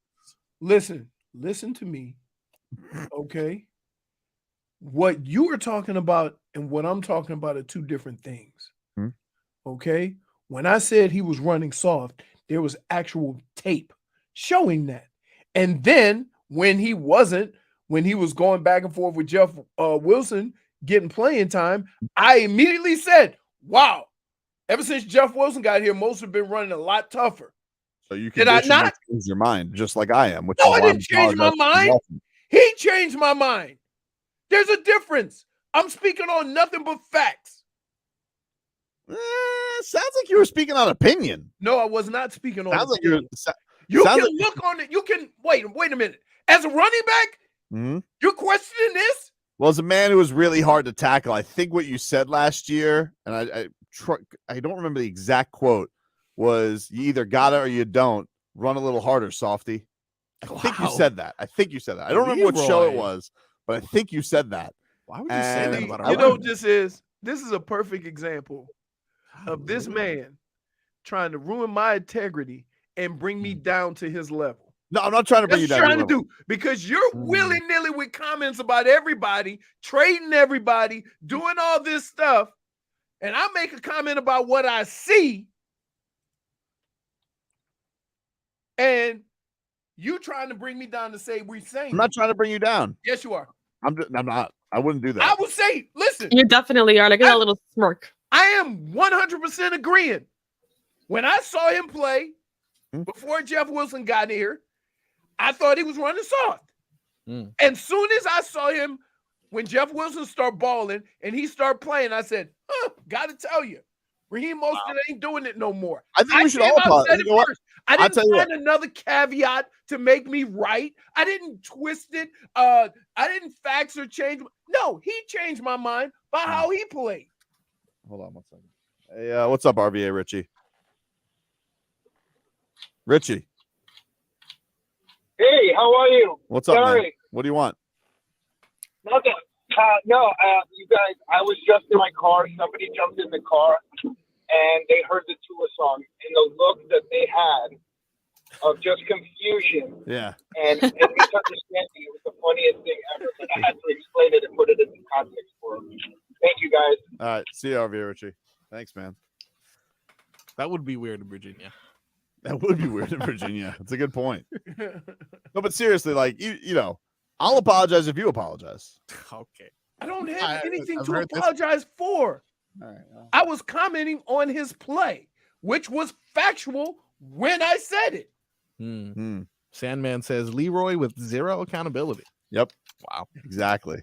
Who's Sandman, you bum? You just make now you followed in the footsteps of imaginary fake Sandman. Google. Fake What are we doing? Google. It exists. Look, it exists. You're accusing Marcos of being Sandman? So let me get this straight. Okay. Let me A get burner this straight. Yeah. So if we're watching a football game and we have opinion on the way somebody's playing, Yeah. right? Yep.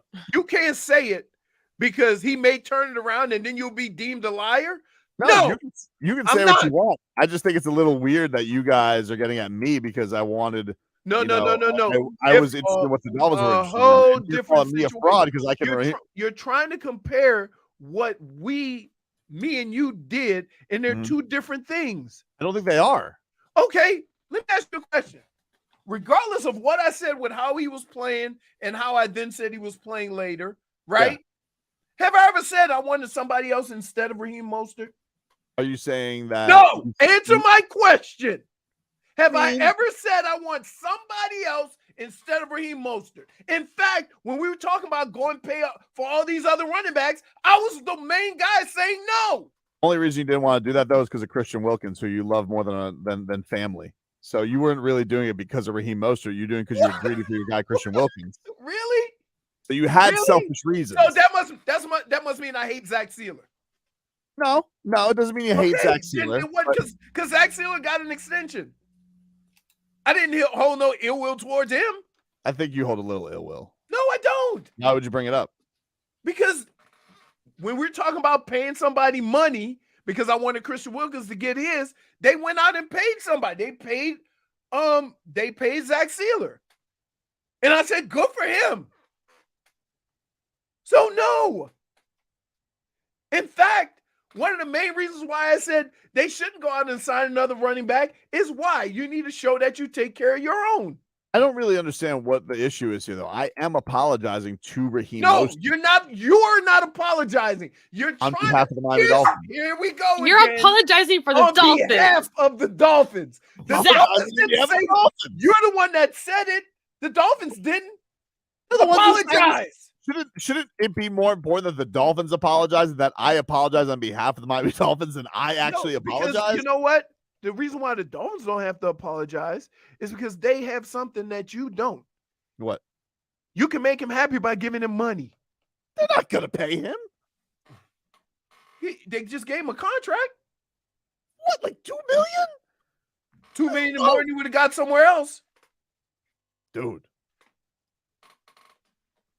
If he run for 1,300 yards, he'll get another deal. Like a 1 year. What are they gonna do? Up it to 3? Wow. Oh my goodness. You're the worst. You are I'm the worst. This right here, this should be on court TV, and the title should be watch how this man wiggles out of every crime he has committed. I'm apologizing to Raheem Mostert. On behalf of the Dolphins. Finish that sentence. Yeah. See? You're upsetting Scooby. Even Scooby's like, liar! Cap! Scooby said, Cap! Previously on Tobin and Leroy. Hear me out. What you do is you put Raheem Mostert piggyback on Dalvin Cook. So it's like a booster pack. And then we're extra fast. It's Tuesday. Still feeling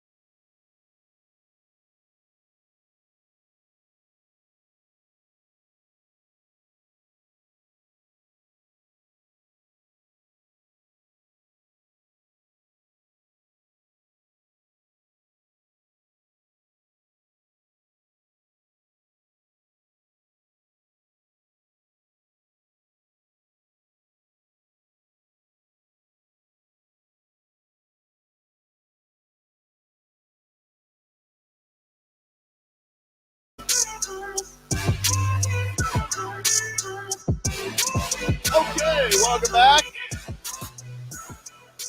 Tobin and Leroy here with you on 560 WQAM.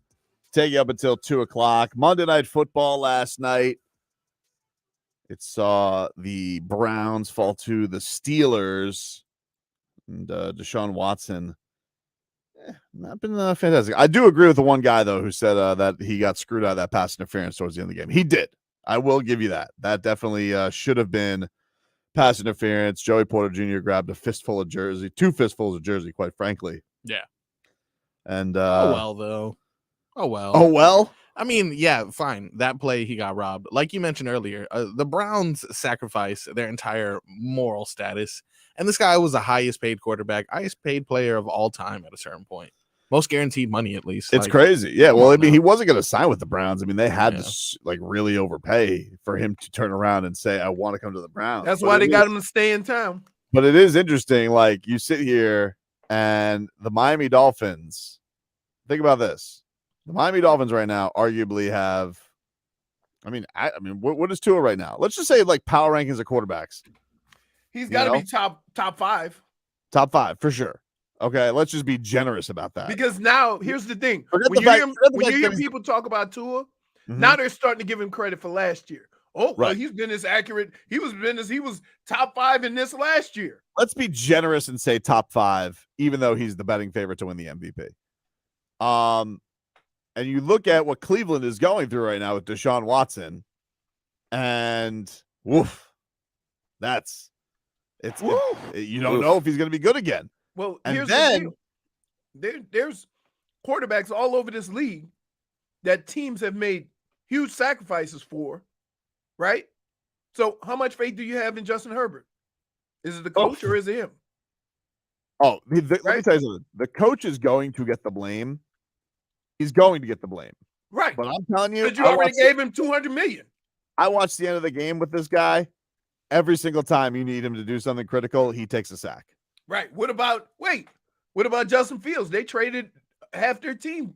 They gave up a whole bunch of picks to get that second pick. Was it Justin Fields they traded up? That they yeah. Did you give the Niners and Trey Lance? No, they did it too, but they're fine. I'm not even counting the 49ers, but who traded? Yes, I think it was Chicago who traded for that second pick. I don't remember them doing that for Justin Fields. You might be right though. But however, look at those guys. Look at how much it cost the Jets to get a quarterback, and now they're back to the guy they didn't want. I know. So it's a tough game. They're dumping. It's a tough game, but but specifically with the Dolphins, looking at the Deshaun Watson thing, there's no way. Like they basically backed their way into the guy they originally drafted after trying to go through all this way and go through. Hey, can we set up Tom Brady being here? Hell, Sean Payton. It was rumored Sean Payton was going to be the coach. Sean Payton's coming here coaching the Denver Broncos this weekend. And before Brian Flores' lawsuit, it sounded like they weren't going to have Mick coaching. They were going to have Sean Payton with Tom Brady. Is that not the craziest thing? This team is good. This team is good, not because of what the Dolphins did, but what they couldn't do. What they couldn't do. It happened. Their original decision was right to draft Tua, but they went 3 ways to try and go and replace him. And if it wasn't for 20 sexual misconduct accusations against Deshaun Watson that the owner wanted cleared before he'd trade for him, and if it wasn't for firing Brian Flores and him suing the Dolphins for wrongful termination, while they got caught tampering with Tom Brady and possibly Sean Payton, this would have never happened. Sometimes, you know what it's called? Dumb luck. Dumb luck, dude. It worked out. Crazy. And right now they have the best thing in football, right? Which is Tua to Tyreek. This quarterback's so damn good, and I love his coach. I love Mick coaching. It all could have been blown up if it wasn't for things that had nothing to do with them. Nothing to do with football or Tua. Oh. So, Wild, dude. Yeah. Wild. I mean, it happens all the time. I mean, think about it. Tom Brady was damn near the last pick in the draft. Yep. All of a sudden, he ends up being that. Right? Because Bill didn't ride with one rule that has always stood throughout football. You can't lose your job due to injury. It's Hayes, says Stephen Ross in the office pulling a Tobin. Deshaun Watson. Oh, wait. Never wanted him. Yeah. You think he gets on the phone with Garfinkel? He goes, oof. Wait, he had quarterbacks on boats. He like, jeez. He's Tom Brady. Tom Brady's You old. think we'll ever get to the bottom of that? Of what? Just all that. I mean, because it was rumors and whatever. But just what the thought process was, right? Because they're lying and said we always wanted to keep Tua. We just didn't. The thought process I think the Deshaun Watson thought process was pretty obvious. Like Brian Flores was rats off a ship on Tua and wanted Deshaun Watson. Right. Like that one, and if it wasn't for Watson having all of the baggage that he did, yeah, they probably would have pushed further to go get it. Yeah, but if it wasn't for all the baggage, he would have been at a number of other places too. Yeah. Oh no, there definitely would have been more bidders for sure. Right. There would have been more, but it was very clear where Deshaun Watson wanted to be in Miami. Right. He wanted to be in Miami. Which might not have been the best place. Oh. But yeah, so we're dealing with stuff with that. So it's funny how things work, man. It's funny how things work. Like the things that you don't want or the things that don't work your way and you end up with your second choice and that ends up being better than what you would ever imagine. But thank God it's somebody like Tua who has his wits about him and doesn't let all that stuff really, you know what I mean? And he was able to come through the other side. Otherwise, you would have run two quarterbacks. Yeah, man. Like it is part of the story that just I think makes it so great to root for Tua, and that puts the Dolphins in this position. It's how he's handled the whole thing. He handled all of that stuff with such grace, and because to have to answer that every week about what do you think about them going after Deshaun Watson? What do you think about them going after Deshaun Watson? What do you think about them going after Tom Brady? What do you think about? And it's like, man, he came out the other side of it. He had a coach in Mike McDaniel who had to rehab his confidence, his image, and all that stuff. And man, it's really cool to see to where things are right now. Yep. It's really cool to see how they all ended up, but man, could have been so different. It is. You should understand, you more than anybody should understand how the Dolphins feel when you've had to do interviews with half the team, the guys that you traded. I don't feel bad about that stuff, though. No, it doesn't even faze you. Nah, I'm very charming. No, you threw a plastic worm in front of my face with Kyle Lowry. Yep. And by the way, plastic worm was golf.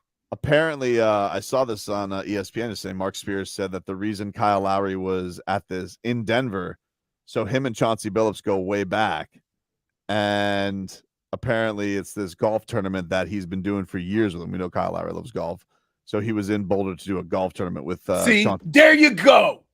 You go. See what I'm saying? Oh, could be my nothing. Goodness. Could be nothing. We can't rely on you for any information. According to Marc Spears, he said Chauncey Billups only got up to go to the bathroom. I don't know if I believe that. Oh my! So you know what it is. Here's what he's trying to do, Marcos, JFig. Here's what he's trying to do.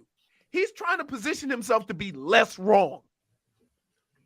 You couldn't be further from the truth. It was a simple explanation. Why would they do that? He looked up at the TV. What are you doing? I will say, getting up to go to the bathroom, you don't really get up looking like that. He looked Stop, JFig. Jennifer. Jennifer, stop. Unless it was a You think he needs egged on? You think he needs to be egged on? I mean, It was a little sketch. sketch. You're the worst. Unless it's Oh like a my sneak goodness. attack. And look, now he's got you. Sneak attack. Bubble guts? Yeah, Bubbleguts. exactly. What if they had that? Wait.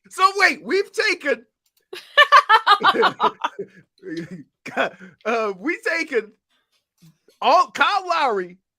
This means he's going to Portland, right? Yep. To Chauncey Billups had the bubble guts in the same situation. He either had bubble guts or he was scouting the suite and wondering, if I do what I got to do, is the suite going to smell it? So, like, he was scouting, scouting the terrain. First of all, there's a couple of things. It's a good point. I'd never go in public. We know that.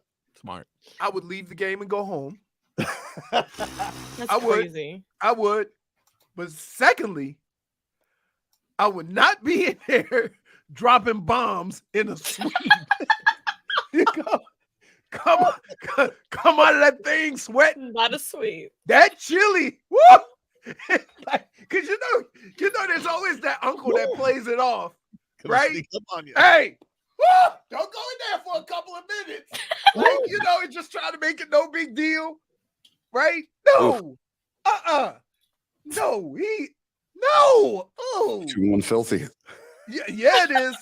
We'll be at Panthers Media Day tomorrow. Take a break. Back after this.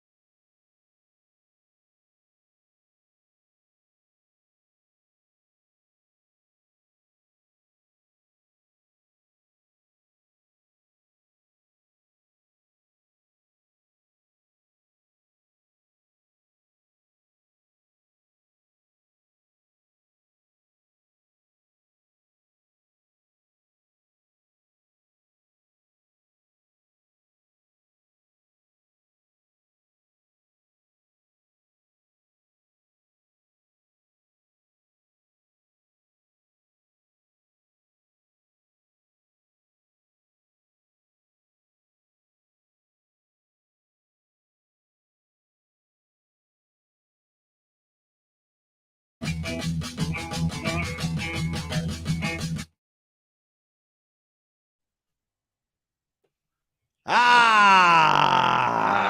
back, everybody.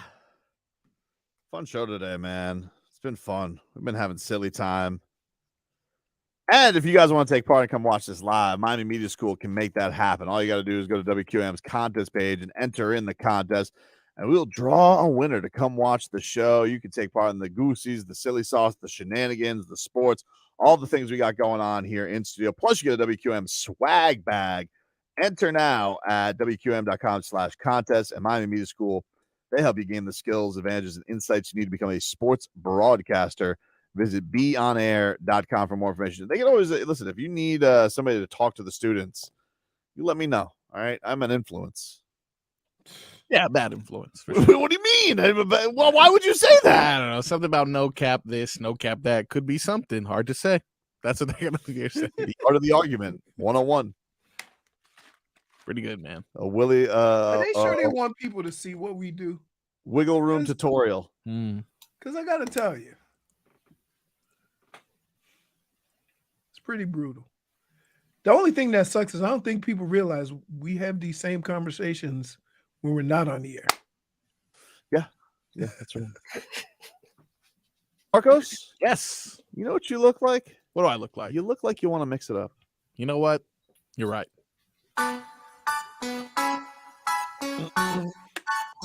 Oh, it's time for Marcos' mixed bag, which is not to be confused with the intangible sayings bag that we've had going on during the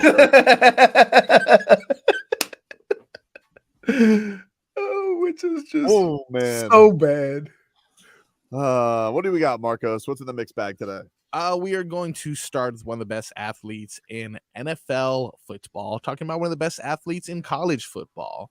We all saw this past weekend, Coach Prime and the Colorado Buffaloes had a pretty heated rivalry against Colorado State. One of the significant plays was perceived to be a dirty hit on one of the stars, Travis Hunter. Yeah. Michael lacerated Parsons. liver? Yeah, lacerated liver. And according to what he said, which I believe him because Leroy tells crazy stories sometimes, had people not convinced him to stay out, he probably would have played through it, which would have been very because keep in mind, you don't know what's going on. Yeah, right? for sure. You're just like, I'm in pain, but I'm going to stick it through. Right. That was me at Halloween Horror Nights, just trying to stick through. No, you didn't. You left, you bum. Okay, well, you left because you had gas. He has a lacerated liver. Yeah, I can really identify with what he was going through. Tummy trouble. I can identify It with wasn't what even he was going real through. tummy trouble. Wasn't nothing bad gonna happen. You wasn't gonna poop yourself. You just had gas. You needed to fart, and you left the theme park because all you needed to do was fart. You should be ashamed. A little toot, That's all you need to do. Sometimes this show is so TMI. You need to go. You should have went behind the building, did a crunch, farted, and went back to the amusement park. Can I tell you how many people said, "Oh, just do a little squat. You should be fine." Do a squat. So he's behind the house going. Hey, the police come over and say, "What you doing, son?" What do you got, Marcos? This is Micah Parsons on the dirty hit. One thing that really did throw me off was that hit on Travis Hunter. That was so malicious and dirty. I thought that guy should have got ejected. That was something that you hate to see in football. If you watch this, the ball's down. He let go of the play. The fact that he went around his own player and hit Travis Hunter, that is malicious intent and super dirty. This guy doesn't deserve to be on no football league because at the end of the day, yes, we are competing and we want to compete the best within each other. But in the day, in college and even in the NFL, we need to protect our brothers here, man.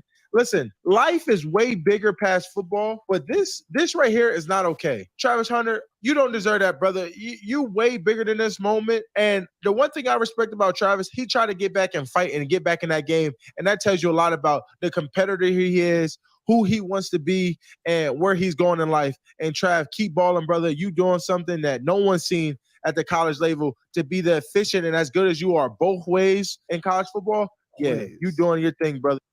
There you go, Micah Parsons. Hey, and I take it one step further. What about Minka Fitzpatrick?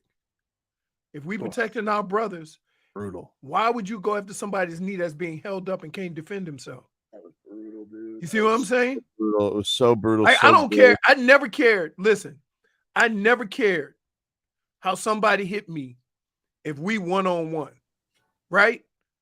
But there's a lot of times with a running back, they go, first one hold him up, the next one come and try to strip the ball.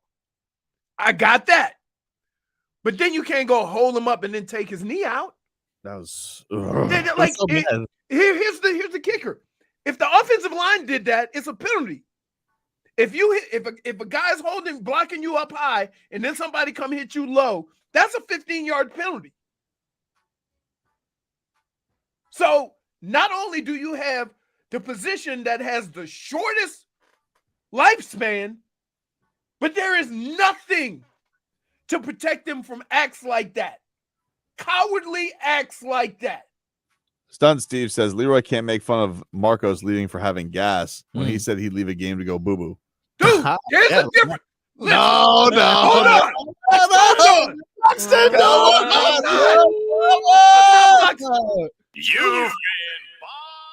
There's a big difference in letting out some air and dropping anchor. Honestly, I would have preferred to take the kids Just to the saying. pool. Just saying. You can fart anywhere. Yeah. I have to go to a nasty-ass bathroom to make a boo-boo. So, no, it's different. It's not boxed in. One time you said that you left a date, though. You went from Fort Lauderdale back to your house. Yeah. And So, let me tell you. So I really don't know. Here's what happened. I was down on Fort Lauderdale Beach with the girl I was dating at the time, some of her friends or whatever. And my stomach was upset earlier, so we stopped and she said, "Oh, just eat these Tums." So I was eating them and I'm like, "Man, these taste great." So I'm popping these Tums or whatever. We there for like an hour. I start sweating.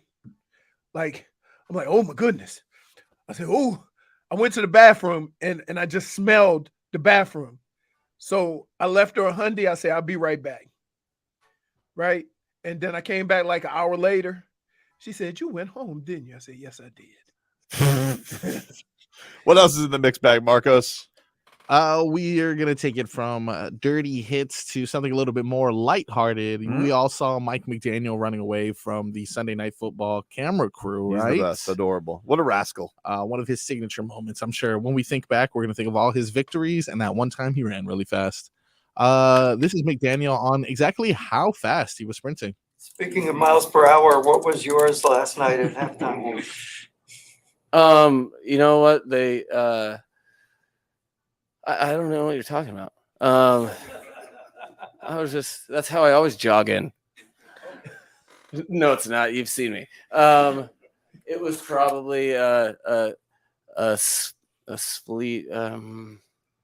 I bet I got into the 16s. He was humming. Yeah, was doing something right. He was humming. Fastest coach in the league? Only because he's the youngest. Half of them struggle getting on the field. You think McVay's got some burst? Well, he's got that weird mustache. He got that weird, I don't think he's fast. No. I think he does. Wait, let me see. Who we say are the you got to pick a young guy, right? Mm-hmm. So Salah's too muscular, right? He's not fast. Yeah, but he was more. Yeah, he was more like. I mean, should we like Dan Campbell? You think Dan Campbell can No. No if way. he could run that fast, he would have still been playing football. Let me see. Andy Reid. No. If Andy Reid's still trying to finagle his way into some nuggies. Who wins the race? Bill Belichick or Andy Have you Reid? seen that commercial? Have you seen that commercial? When he Yeah. say I don't quite get it. Let's try to get with those nuggies. LaFleur looks sneaky fast. Yeah. Yep. Andy Yep. Reid and Bill Belichick. Yeah, who wins?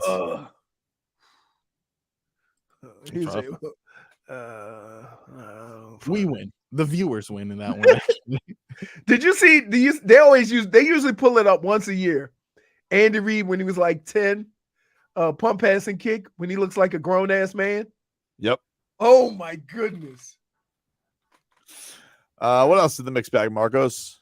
Time now for our daily update of Coach Prime, because he is the most entertaining person in college football. The Colorado State game was the 5th highest college football game watched ever, I think.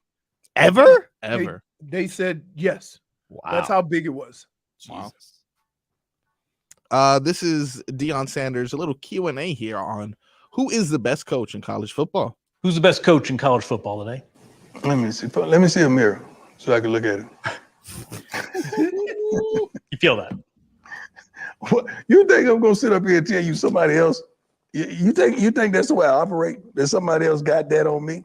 But I tell you this: I love and I adore and I respect. And every time I do a commercial with Coach Saban, it's a gift. Just sitting in his presence and hearing him and throwing something else out there so I could hear his viewpoint on it, because he's forgotten more things than I may ever accomplish. So I'm a student looking up to this wonderful teacher saying, just throw me a crumb of what you know. Yeah, but he's got to love the fact that Saban's going through it right now. Oh, yeah. But you know what? It's funny because under no circumstance Deion go give himself the L. And you asking him to say somebody else is better at anything. He ain't going to do it. He ain't going to do it. You want to talk about swag? That guy's a lifelong swag. He ain't never and it's not cockiness. You know what I mean? He's not one of those cocky, talking trash people. He just feels that way about himself. I ain't gonna never be mad at Deion. Even though I've never been a trash talker and I'm not a fan of it. I can't say nothing if that dude has backed up everything he's done in life talking trash. You can't say nothing. Because, Tobin, you say it to me all the time. But was I wrong? Right? Even though you have these outlandish, picks and predictions or whatever. But was I wrong? Let me ask you about Deion. Anything he's ever said, has he ever been wrong? No. So what can you're probably the 5th most ever? So what the hell's next week and the week after going to be with Oregon and USC? Let me see. Wait. Maybe, let me see. I think it was the 5th most ever on ESPN. That's still incredible. On a Saturday at 3. Oh. With the wind blowing 33 miles per hour. Was Colorado? No. On a Saturday. Because I might have got the stat wrong. But go ahead, keep going. Yes, time for one more. Yeah, it was ESPN's 5th most watched college game ever. Right, ever, ever. That is insane. So that, no, I wasn't up. Think about that. 10 p.m. too. Oh, that's right. Colorado, yeah, and it was so people stayed up to see it. That's insane. That is insane. Then you know what that is? That's Deion. It was a good game too, but on paper, that shouldn't have been that high rated. It's definitely, like you said, all. Well, they got. Well, that's who also sold it? The other coach talking trash about his hat, his glasses. He sold it, but look, he's got Oregon ranked 10th this week on ABC. That's going to do monster numbers, and then USC is the week after that, and they're doing that at noon, which isn't Colorado Mountain Time? So that game's at 10 a.m. 10. Is it 10 or 11? Wow. What is Mountain Time? No, it goes Central Time. Central Time's 1 hour. Mountain Time is 2 hours. It's 10:54 Mountain Time right now. Does it go back to just an hour, like is daylight savings time coming up or something like that? No, not till November. What do you? I don't know what daylight savings time No is. one really knows. It changes every You know year. when it changes? No, it's not going to change. Here's what happens. When it gets really dark in the morning, it always seems to change right after that. November 5th this year. Yeah. What else in the mixed bag, Marcos? Give us one more. Christian Wilkins says Zach Sieler gave the defense a little pep talk. This is what he had to say. We definitely, Zach kind of hit us with the D-line with some real shit before the game. I'm not gonna say what he said, but it was you already cursed. Just kind of had that in our minds, and just we knew we had to play better. Week 1 wasn't us as far as the run defense and our standard and what it's been around here. So it was good to definitely improve against a really good running team. You know, everybody knows the Patriots like to run the ball. They like to, you know, regardless of what's going on, they're a physical, you know, style team. So we were able to just do some solid things there, which was good, and just good to see the defense improve overall going into week 2. I like it. I like Zach Sieler taking the reins there, giving a little oomph. Goosies. Take a quick break. Get you caught up with your headlines. Back more to this. WQAM broadcasting live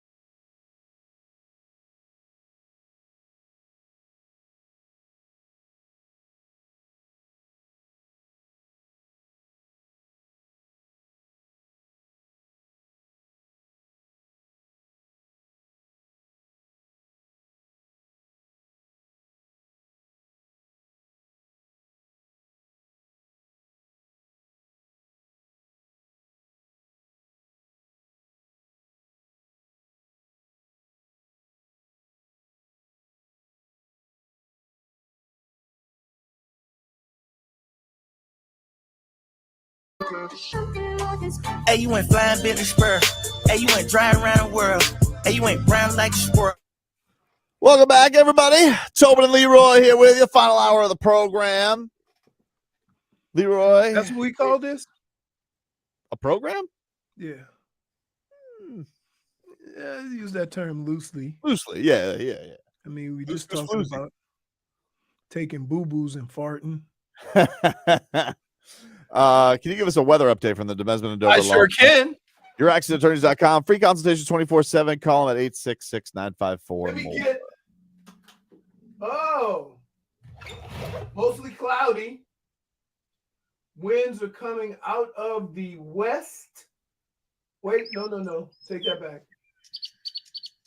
Winds are coming at about 5 miles an hour. I can't see which way these damn clouds are moving, which is a bad sign because that means that when the rain comes later, it ain't going to go nowhere. It's just going to dump on us.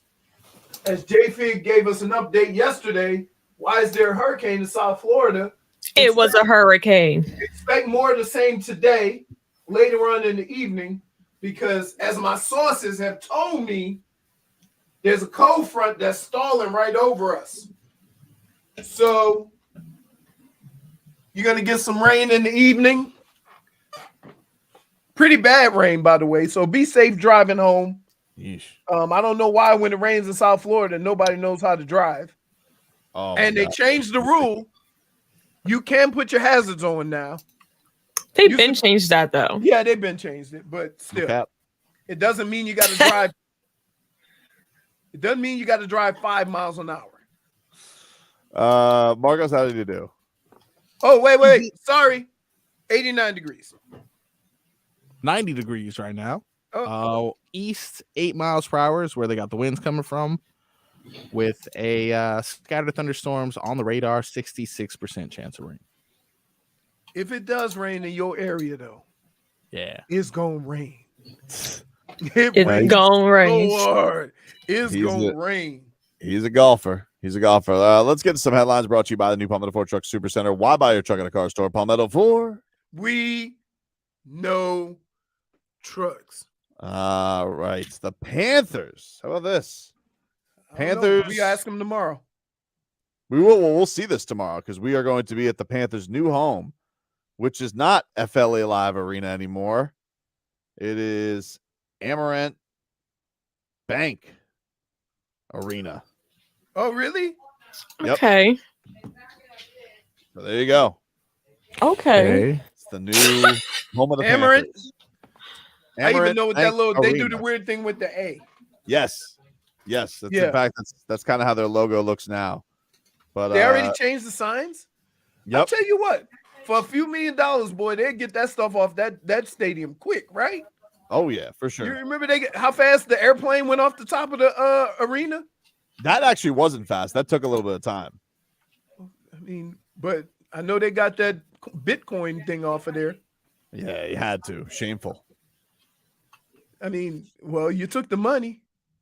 Of course. Listen, that crypto money was spilling willy-nilly. I have a problem with purchasing something I can't put my hands on. Right? Like even if you buy stock, it's something that you could kind of put your hand on. Even if you invest in foreign money, it's something that you can say, okay, give me my money. Crypto is just imaginary money to me. Well, I'm glad you brought up imaginary because have you heard? Oh, because that thing that happened with Chauncey? You were imaginary? I mean, I didn't imagine it. I said Chauncey got up kind of weird. Like I thought it was something. I thought the way that he left was odd. That you ever notice how you try to downsell things you make a big deal of beforehand? I mean, he just got up in it looked like he was like, whoa, he's out of here. Thanks, Dade South. I appreciate that. Should have put your hand on that half McMuffin you left in your car. That's true. Hey, are we riding together tomorrow? What? Are we riding together tomorrow? You gonna stop over at the house? If you want to. Yeah, why drive 2 cars? How cute. Because like you have to drive 4 feet. Like, what are you carpooling? Yeah, so why park twice? You could just Scoop up. The highway's right there. So you want me to scoop you up? Or whatever. I'll ride with you. Well, yeah. Whatevs. That way you won't have to accidentally. I love the part of the show where it's like things that we could discuss during the break. Let's do it on the show. Let's hammer out the deets. And always when I'm trying to set up a clip too. All right, set up your damn clip. What are you doing? That's all right. So yeah, what was I saying? Mystery team, right? So here's Marc Spears. This guy was on NBA Today, and he's holding secrets on us on the Dame thing. Here we go. Well, the latest I'm hearing is that the Blazers have been talking to several teams, but I don't even know if that's the Blazers. But when you say several teams, that also suggests that they could be willing to trade for him or send him somewhere that's not the Miami Heat, which is certainly very curious. I mean, it's one thing for a team to trade for a player that doesn't want to be there, but to get a player that's a top 75 player that, is going to be professional, but will he really be a happy employee? Do you want to do that to Dame Lillard? That's the biggest question. Who has the guts to do it as well? Like, would Boston do it? I'm kind of hearing rumors about another Eastern Conference team that I'm not going to throw out there just yet. But boy, if a team is able to just trade for Lillard without his blessing, that's very, very risky, not only to that team, but also to the future relationship for a future Hall of Famer with the Blazers. There you go. So an Eastern Conference team he's not willing to throw out there yet may get in the mix for Dame. Which means it's no team. Or you believe it's Bubbly. They gotta say something that separates them from other people. So they always say my sources. They always say I'm hearing, right? You are the only one hearing this.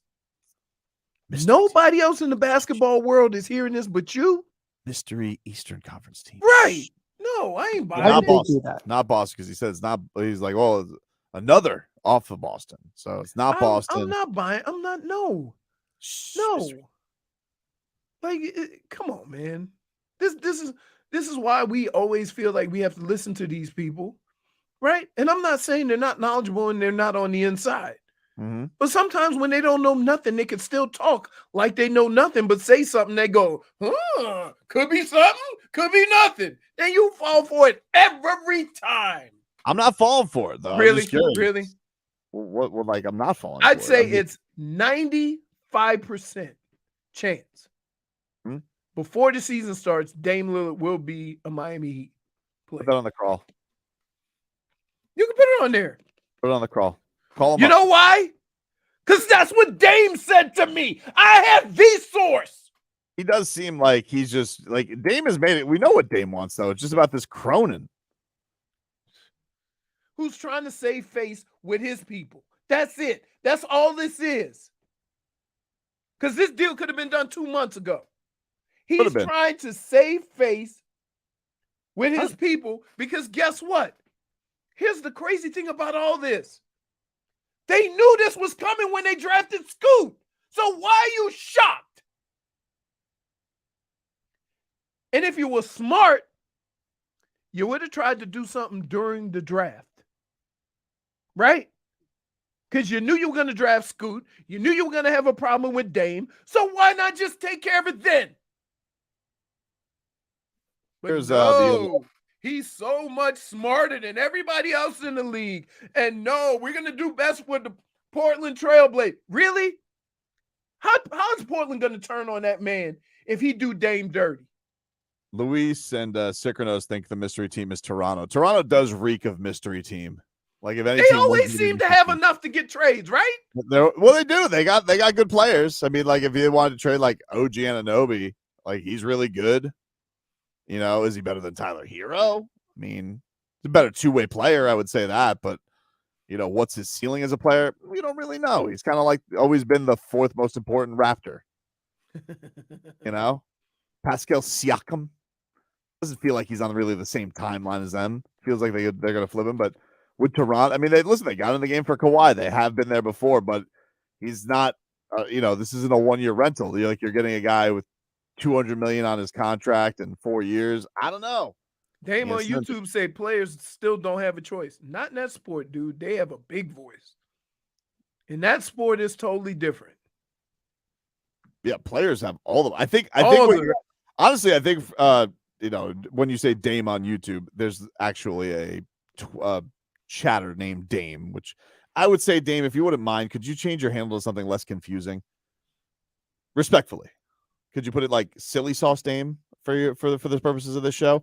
Anyway, I think one of the things you're seeing with Adam Silver is trying to hone in how much the player does have the power, because it's gone such in a direction where the player always gets what they want.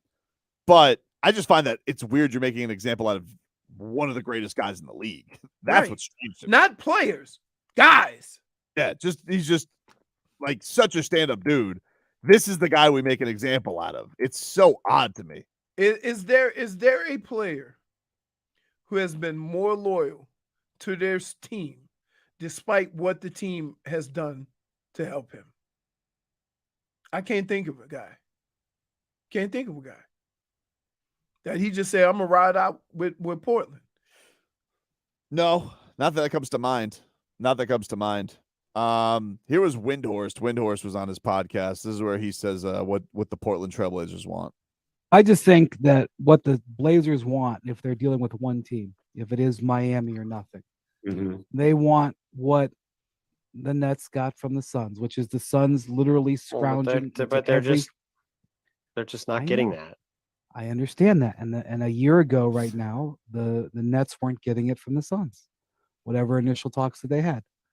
But the concept is that they want the Heat to literally scrounge into every nook and cranny and produce everything they possibly can. Yeah. And the Heat don't feel need to do that, and they haven't since June. And the one thing that we saw was a change in ownership of the Suns, and that basically changed the direction of their offer. Yeah. I don't think we'll be seeing a change in ownership of the Miami Heat. No, I don't think Ricky's going anywhere. Also, the big difference in that is that, the Nets didn't want to lose Kevin Durant because they wanted to contend, and the Trailblazers want to rebuild. Right.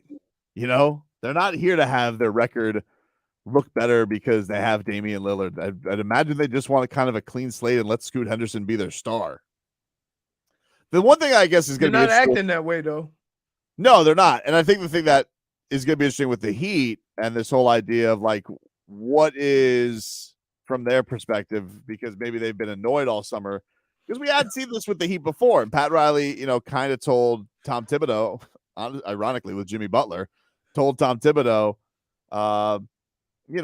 basically to shut the, get your bleeping house in order, I think is what the report was. Although I believe he denied it.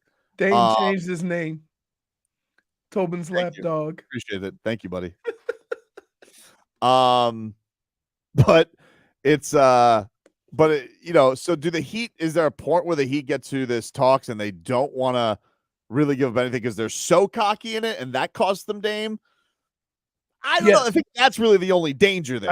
I think, but here's what you have that makes you even less aggressive for this, right?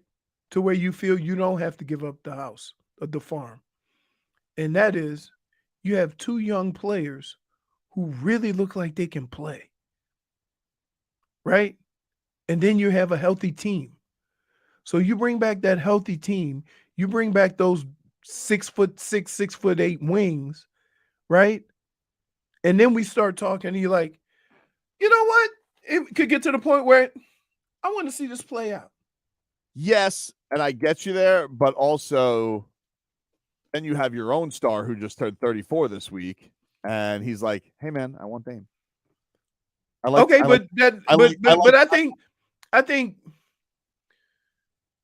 Jimmy may believe that, and he may really want him. But I think they could talk to Jimmy because they're on that level, right? Jimmy is not going to be the guy that says, if you don't do this, then this is where I am, because they've always done right by him. No, but I get you. And I don't think Jimmy's going to do it to the point where like he's going to make a stink about it. But I do think that Jimmy and Bam. Right. Of course. And they're like, hey, we've been here now 2 years in a row. and we need the thing that's going to get us over the top. And I don't know if the 20-year-old Serbian stud is going to be ready for that. What moment. about Maybe he Tyler? will be. Or Tyler? Well, Tyler hasn't been good. Tyler's last 2 playoffs, he's been hurt. Right. Exactly. So, I mean, that plays a huge part. I mean, one of the big things, it was the big thing we didn't learn last year with the Heat. I don't know what Tyler Herro can be in the playoffs. Even he said that. Whatever I did in the regular season didn't matter. Right. It's not his fault. It was a fluke injury. Right. It No, sucked. it happens. But I think it's got like that's the whole part of this is like we don't know what that guy can be. He's also 23 and he may be getting a lot better. I don't know. Here's the difference between me and you. You would do whatever it takes to get Dame. And I'm saying that they don't have to. Right? You don't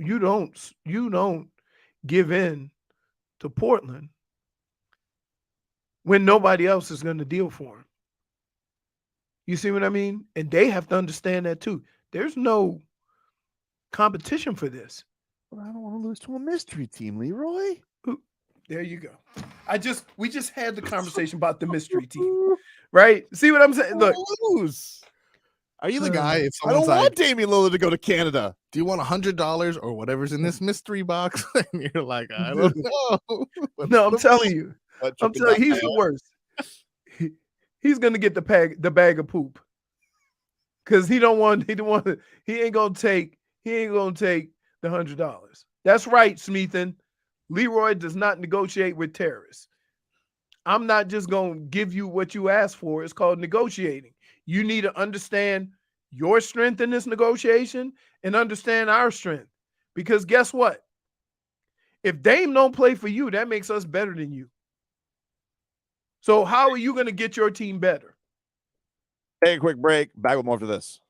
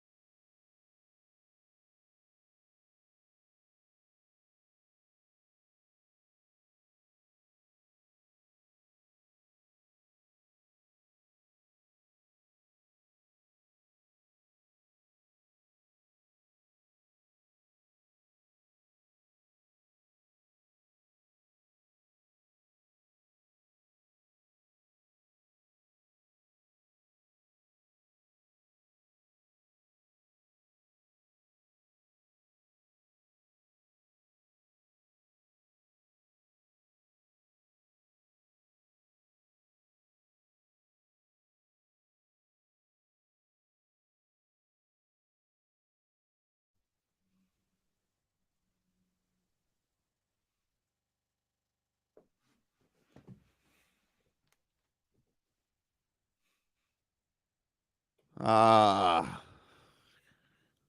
to get JFig with it. Want to hear an interesting thing?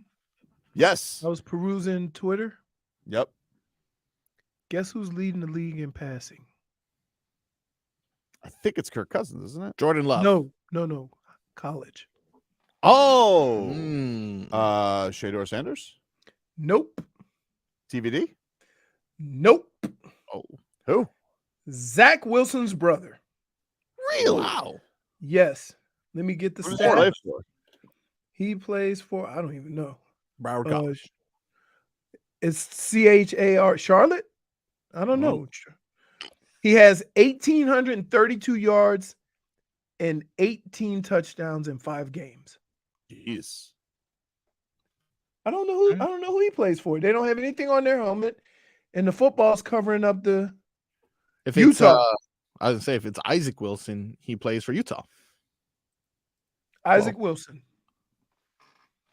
Look at that. Yeah, His brother. I think his brother has scarred. His brother has scarred the NFL. His brother really had like a high like Zach Wilson really went up the charts quickly. Like it's not like a Josh Allen where like, oh, you kind of just didn't hear the school from him, but it was one of those where like, oh, Zach Wilson, huh? That's who it's gonna be. Right. So, but remember they thought that the damn 49ers was gonna take him. I don't know if Zach Wilson's brother is in college football. Yeah, wait, let me see. Brothers just oh wait, no. Wait, hold on. Okay. Loretta Hold Linda. on. Okay. Hold on. He is having a great season. Oh, But it's high school. yeah, it was like his No. senior. He's committed to play to Utah. University of Utah. I don't believe it, dude. How old is this kid? Where are the Wilsons? He committed to play to Utah Okay. in May, but I don't know. Okay, I got you. I don't look at Utah football. Oh no, there it is. Never mind. I see it. They're from Utah? Yeah, he went to BYU. BYU. No, because it said Utah, so I assumed it was Utah, but it's not college. No, that don't count. It's high Minus school. one. Minus one. I wasted your time. You did. -1. Didn't do the research. I didn't do the research. -1 for deception. Wait. I apologize for Tobin. On behalf. on behalf of Tobin. You're the reason why I'm this way. I would have never put that out there into the Love how he respects it too. I respect it. the old love misinterpreting. It said UT after his name. Let me ask you this: Isn't this weekend Ohio State Notre Dame? Yes. Who do you root for? Ohio State. Really? Wow. Yeah. Dude, Are you let me sure? tell you, I'm 100%. I'll put on scarlet and gray. Wow. That's how much I hate Notre Dame. Wow. Dang. It takes a lot to get me to say what I'm saying right now. In fact, it hurts. I'm beating up a sweat. What would you But rather that's do? how huh? What would you rather do? Wear garnet and silver or an Eli Apple jersey? He went to Ohio State. If it was anything to add in, Double whammy. It's a twofer. It's a giant. Let me see. I would watch the football game in a Robert Smith jersey with Buckeyes around my neck, rooting against Notre Dame. That's how I feel about Notre Dame. I hate Notre Dame too. Everybody hates Notre Dame except Notre Dame. Except Notre Dame. I know a lot of people, was like, whoa, but you went to Michigan. Dude, it's Notre Dame. They go, okay, never mind. I understand. Right. Okay. Yeah. In In fact, I could ask Miami fans the same thing. Will you root for Notre Dame or Ohio State? Because you're in the same spot. I'd root for Ohio State. Right. But I'd root for Ohio State. Right. I'd root for Florida State. Right. You see what I'm saying? It's tough. Florida's a tough one. I really hate Florida. You gotta eat it. You gotta eat it. I really don't like Florida. I mean, I think I'd root for what Ethan says.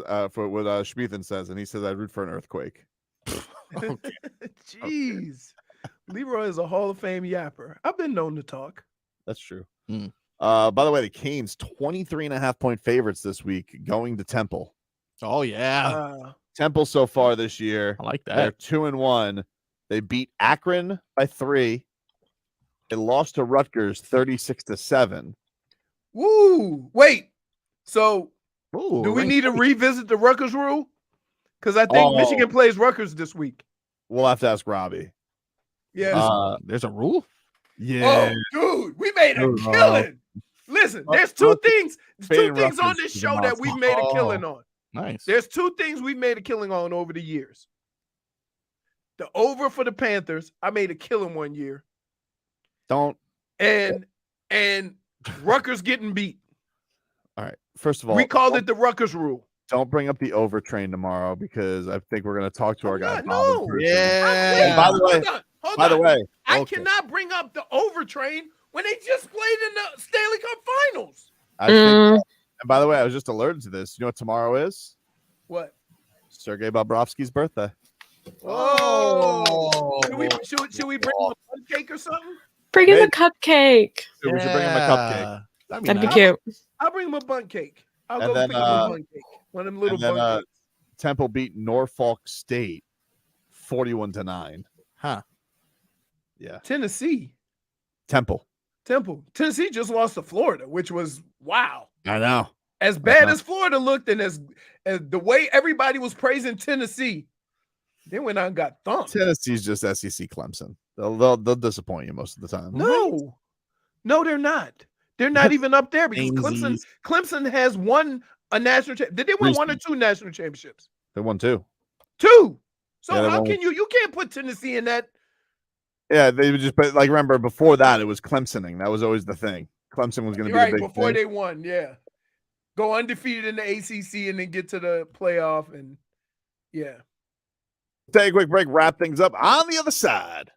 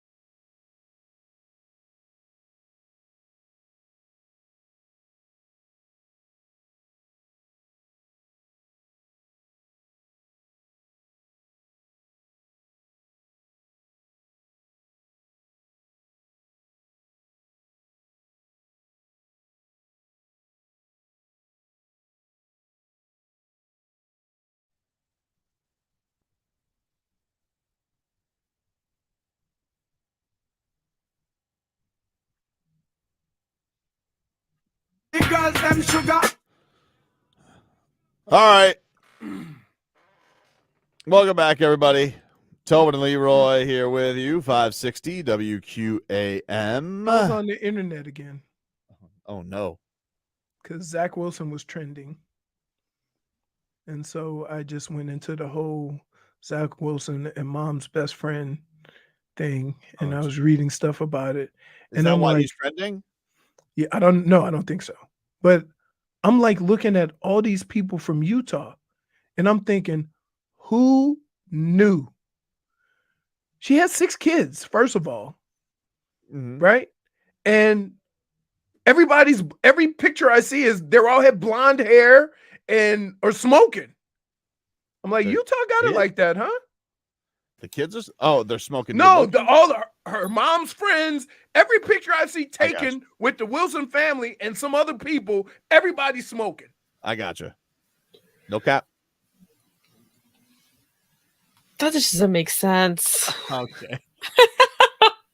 Josh Hart, Leroy just saying random things. No, look. I wanted to play this for you guys, so you guys know about the hit that was put on this weekend on Travis Hunter. Yep. From Henry Blackburn. Well, I guess Henry Blackburn from Colorado State's been getting like death threats. Yeah. On social media, but Deion has just come out and basically said, "Stop that." So here's Deion. Support this and run with this. Henry Blackburn is a good player who played a phenomenal game. He made a tremendous hit on Travis on the sideline. You could call it dirty. You could call it he was just playing the game of football. But whatever it was, it does not constitute that he should be receiving death threats. This is still a young man trying to make it in life, a guy that's trying to live his dream and hopefully graduate with honors or degree, committed to excellence and go to the NFL. He does not deserve a death threat over a game. At the end of the day, this is a game. Someone must win, someone must lose. Everybody continues their life the next day. Very unfortunate. I'm saddened if there's any of our fans that's on the other side of those threats. I would hope and pray not, but that kid was just playing the best of his ability, and he made a mistake. So I forgive him. CU, our team forgive him. Travis he's forgiven him. Let's move on. But that kid does not deserve that. There you go. Deion Sanders. That's Deion being Deion. Like, he is about that, though. You know what I'm saying? It's a crazy thing that, if the players in the team, like, he did say, though, he made a mistake. He did. Right? I thought it was a dirty hit. But, listen, and I'm more than sure that Minka Fitzpatrick didn't try to do that to Nick Chubb's knee. Right? But as a running back, there is no person on the field that's more defenseless than a ball carrier being held up, people coming to snatch the ball while they hold you up, and somebody come and take your knees out. You can't be more defenseless like that on the field of play. And if the NFL is protecting every other player on the field that this happens to, why aren't we doing something about that? Really sucked what happened to Nick Chubb last night. It's terrible. It's terrible because keep in mind, he's been held up by 2 or 3 guys. Yeah. So there's nothing he can do in football to protect himself. Nothing. Yeah, how could you? It happened so damn fast. And then yeah, it was a brutal look last night for sure. Wait. Tobin and Leroy already trying to boot. No, man. What are you doing? What? That's Tobin. I would never do that. I love what Mario's doing down here. Mario's been great, man. Mario, listen, Mario he changed the culture quicker, and I'd say better for the long haul than anybody has. But he's also had more resources than anybody. So I'm not just going to discredit what everybody else tried to do. But to his credit, he wouldn't have come without the resources. Like, he was at a place that had resources. He was at Oregon. Wait. Oregon got more resources than Yeah, anybody. that's what I'm saying. Like he ain't coming without the resources. You know, I mean, a lot of people thought it was, kind of shocking that he would take the job because he wanted the Miami job years back, and they weren't. And they they ended didn't up think he coaching was at FIU. Yeah. And so, I mean, like, no, Mario deserves the resources. And look, that dude, he cares about one thing. He's a hell of a recruiter. He cares about that offensive line.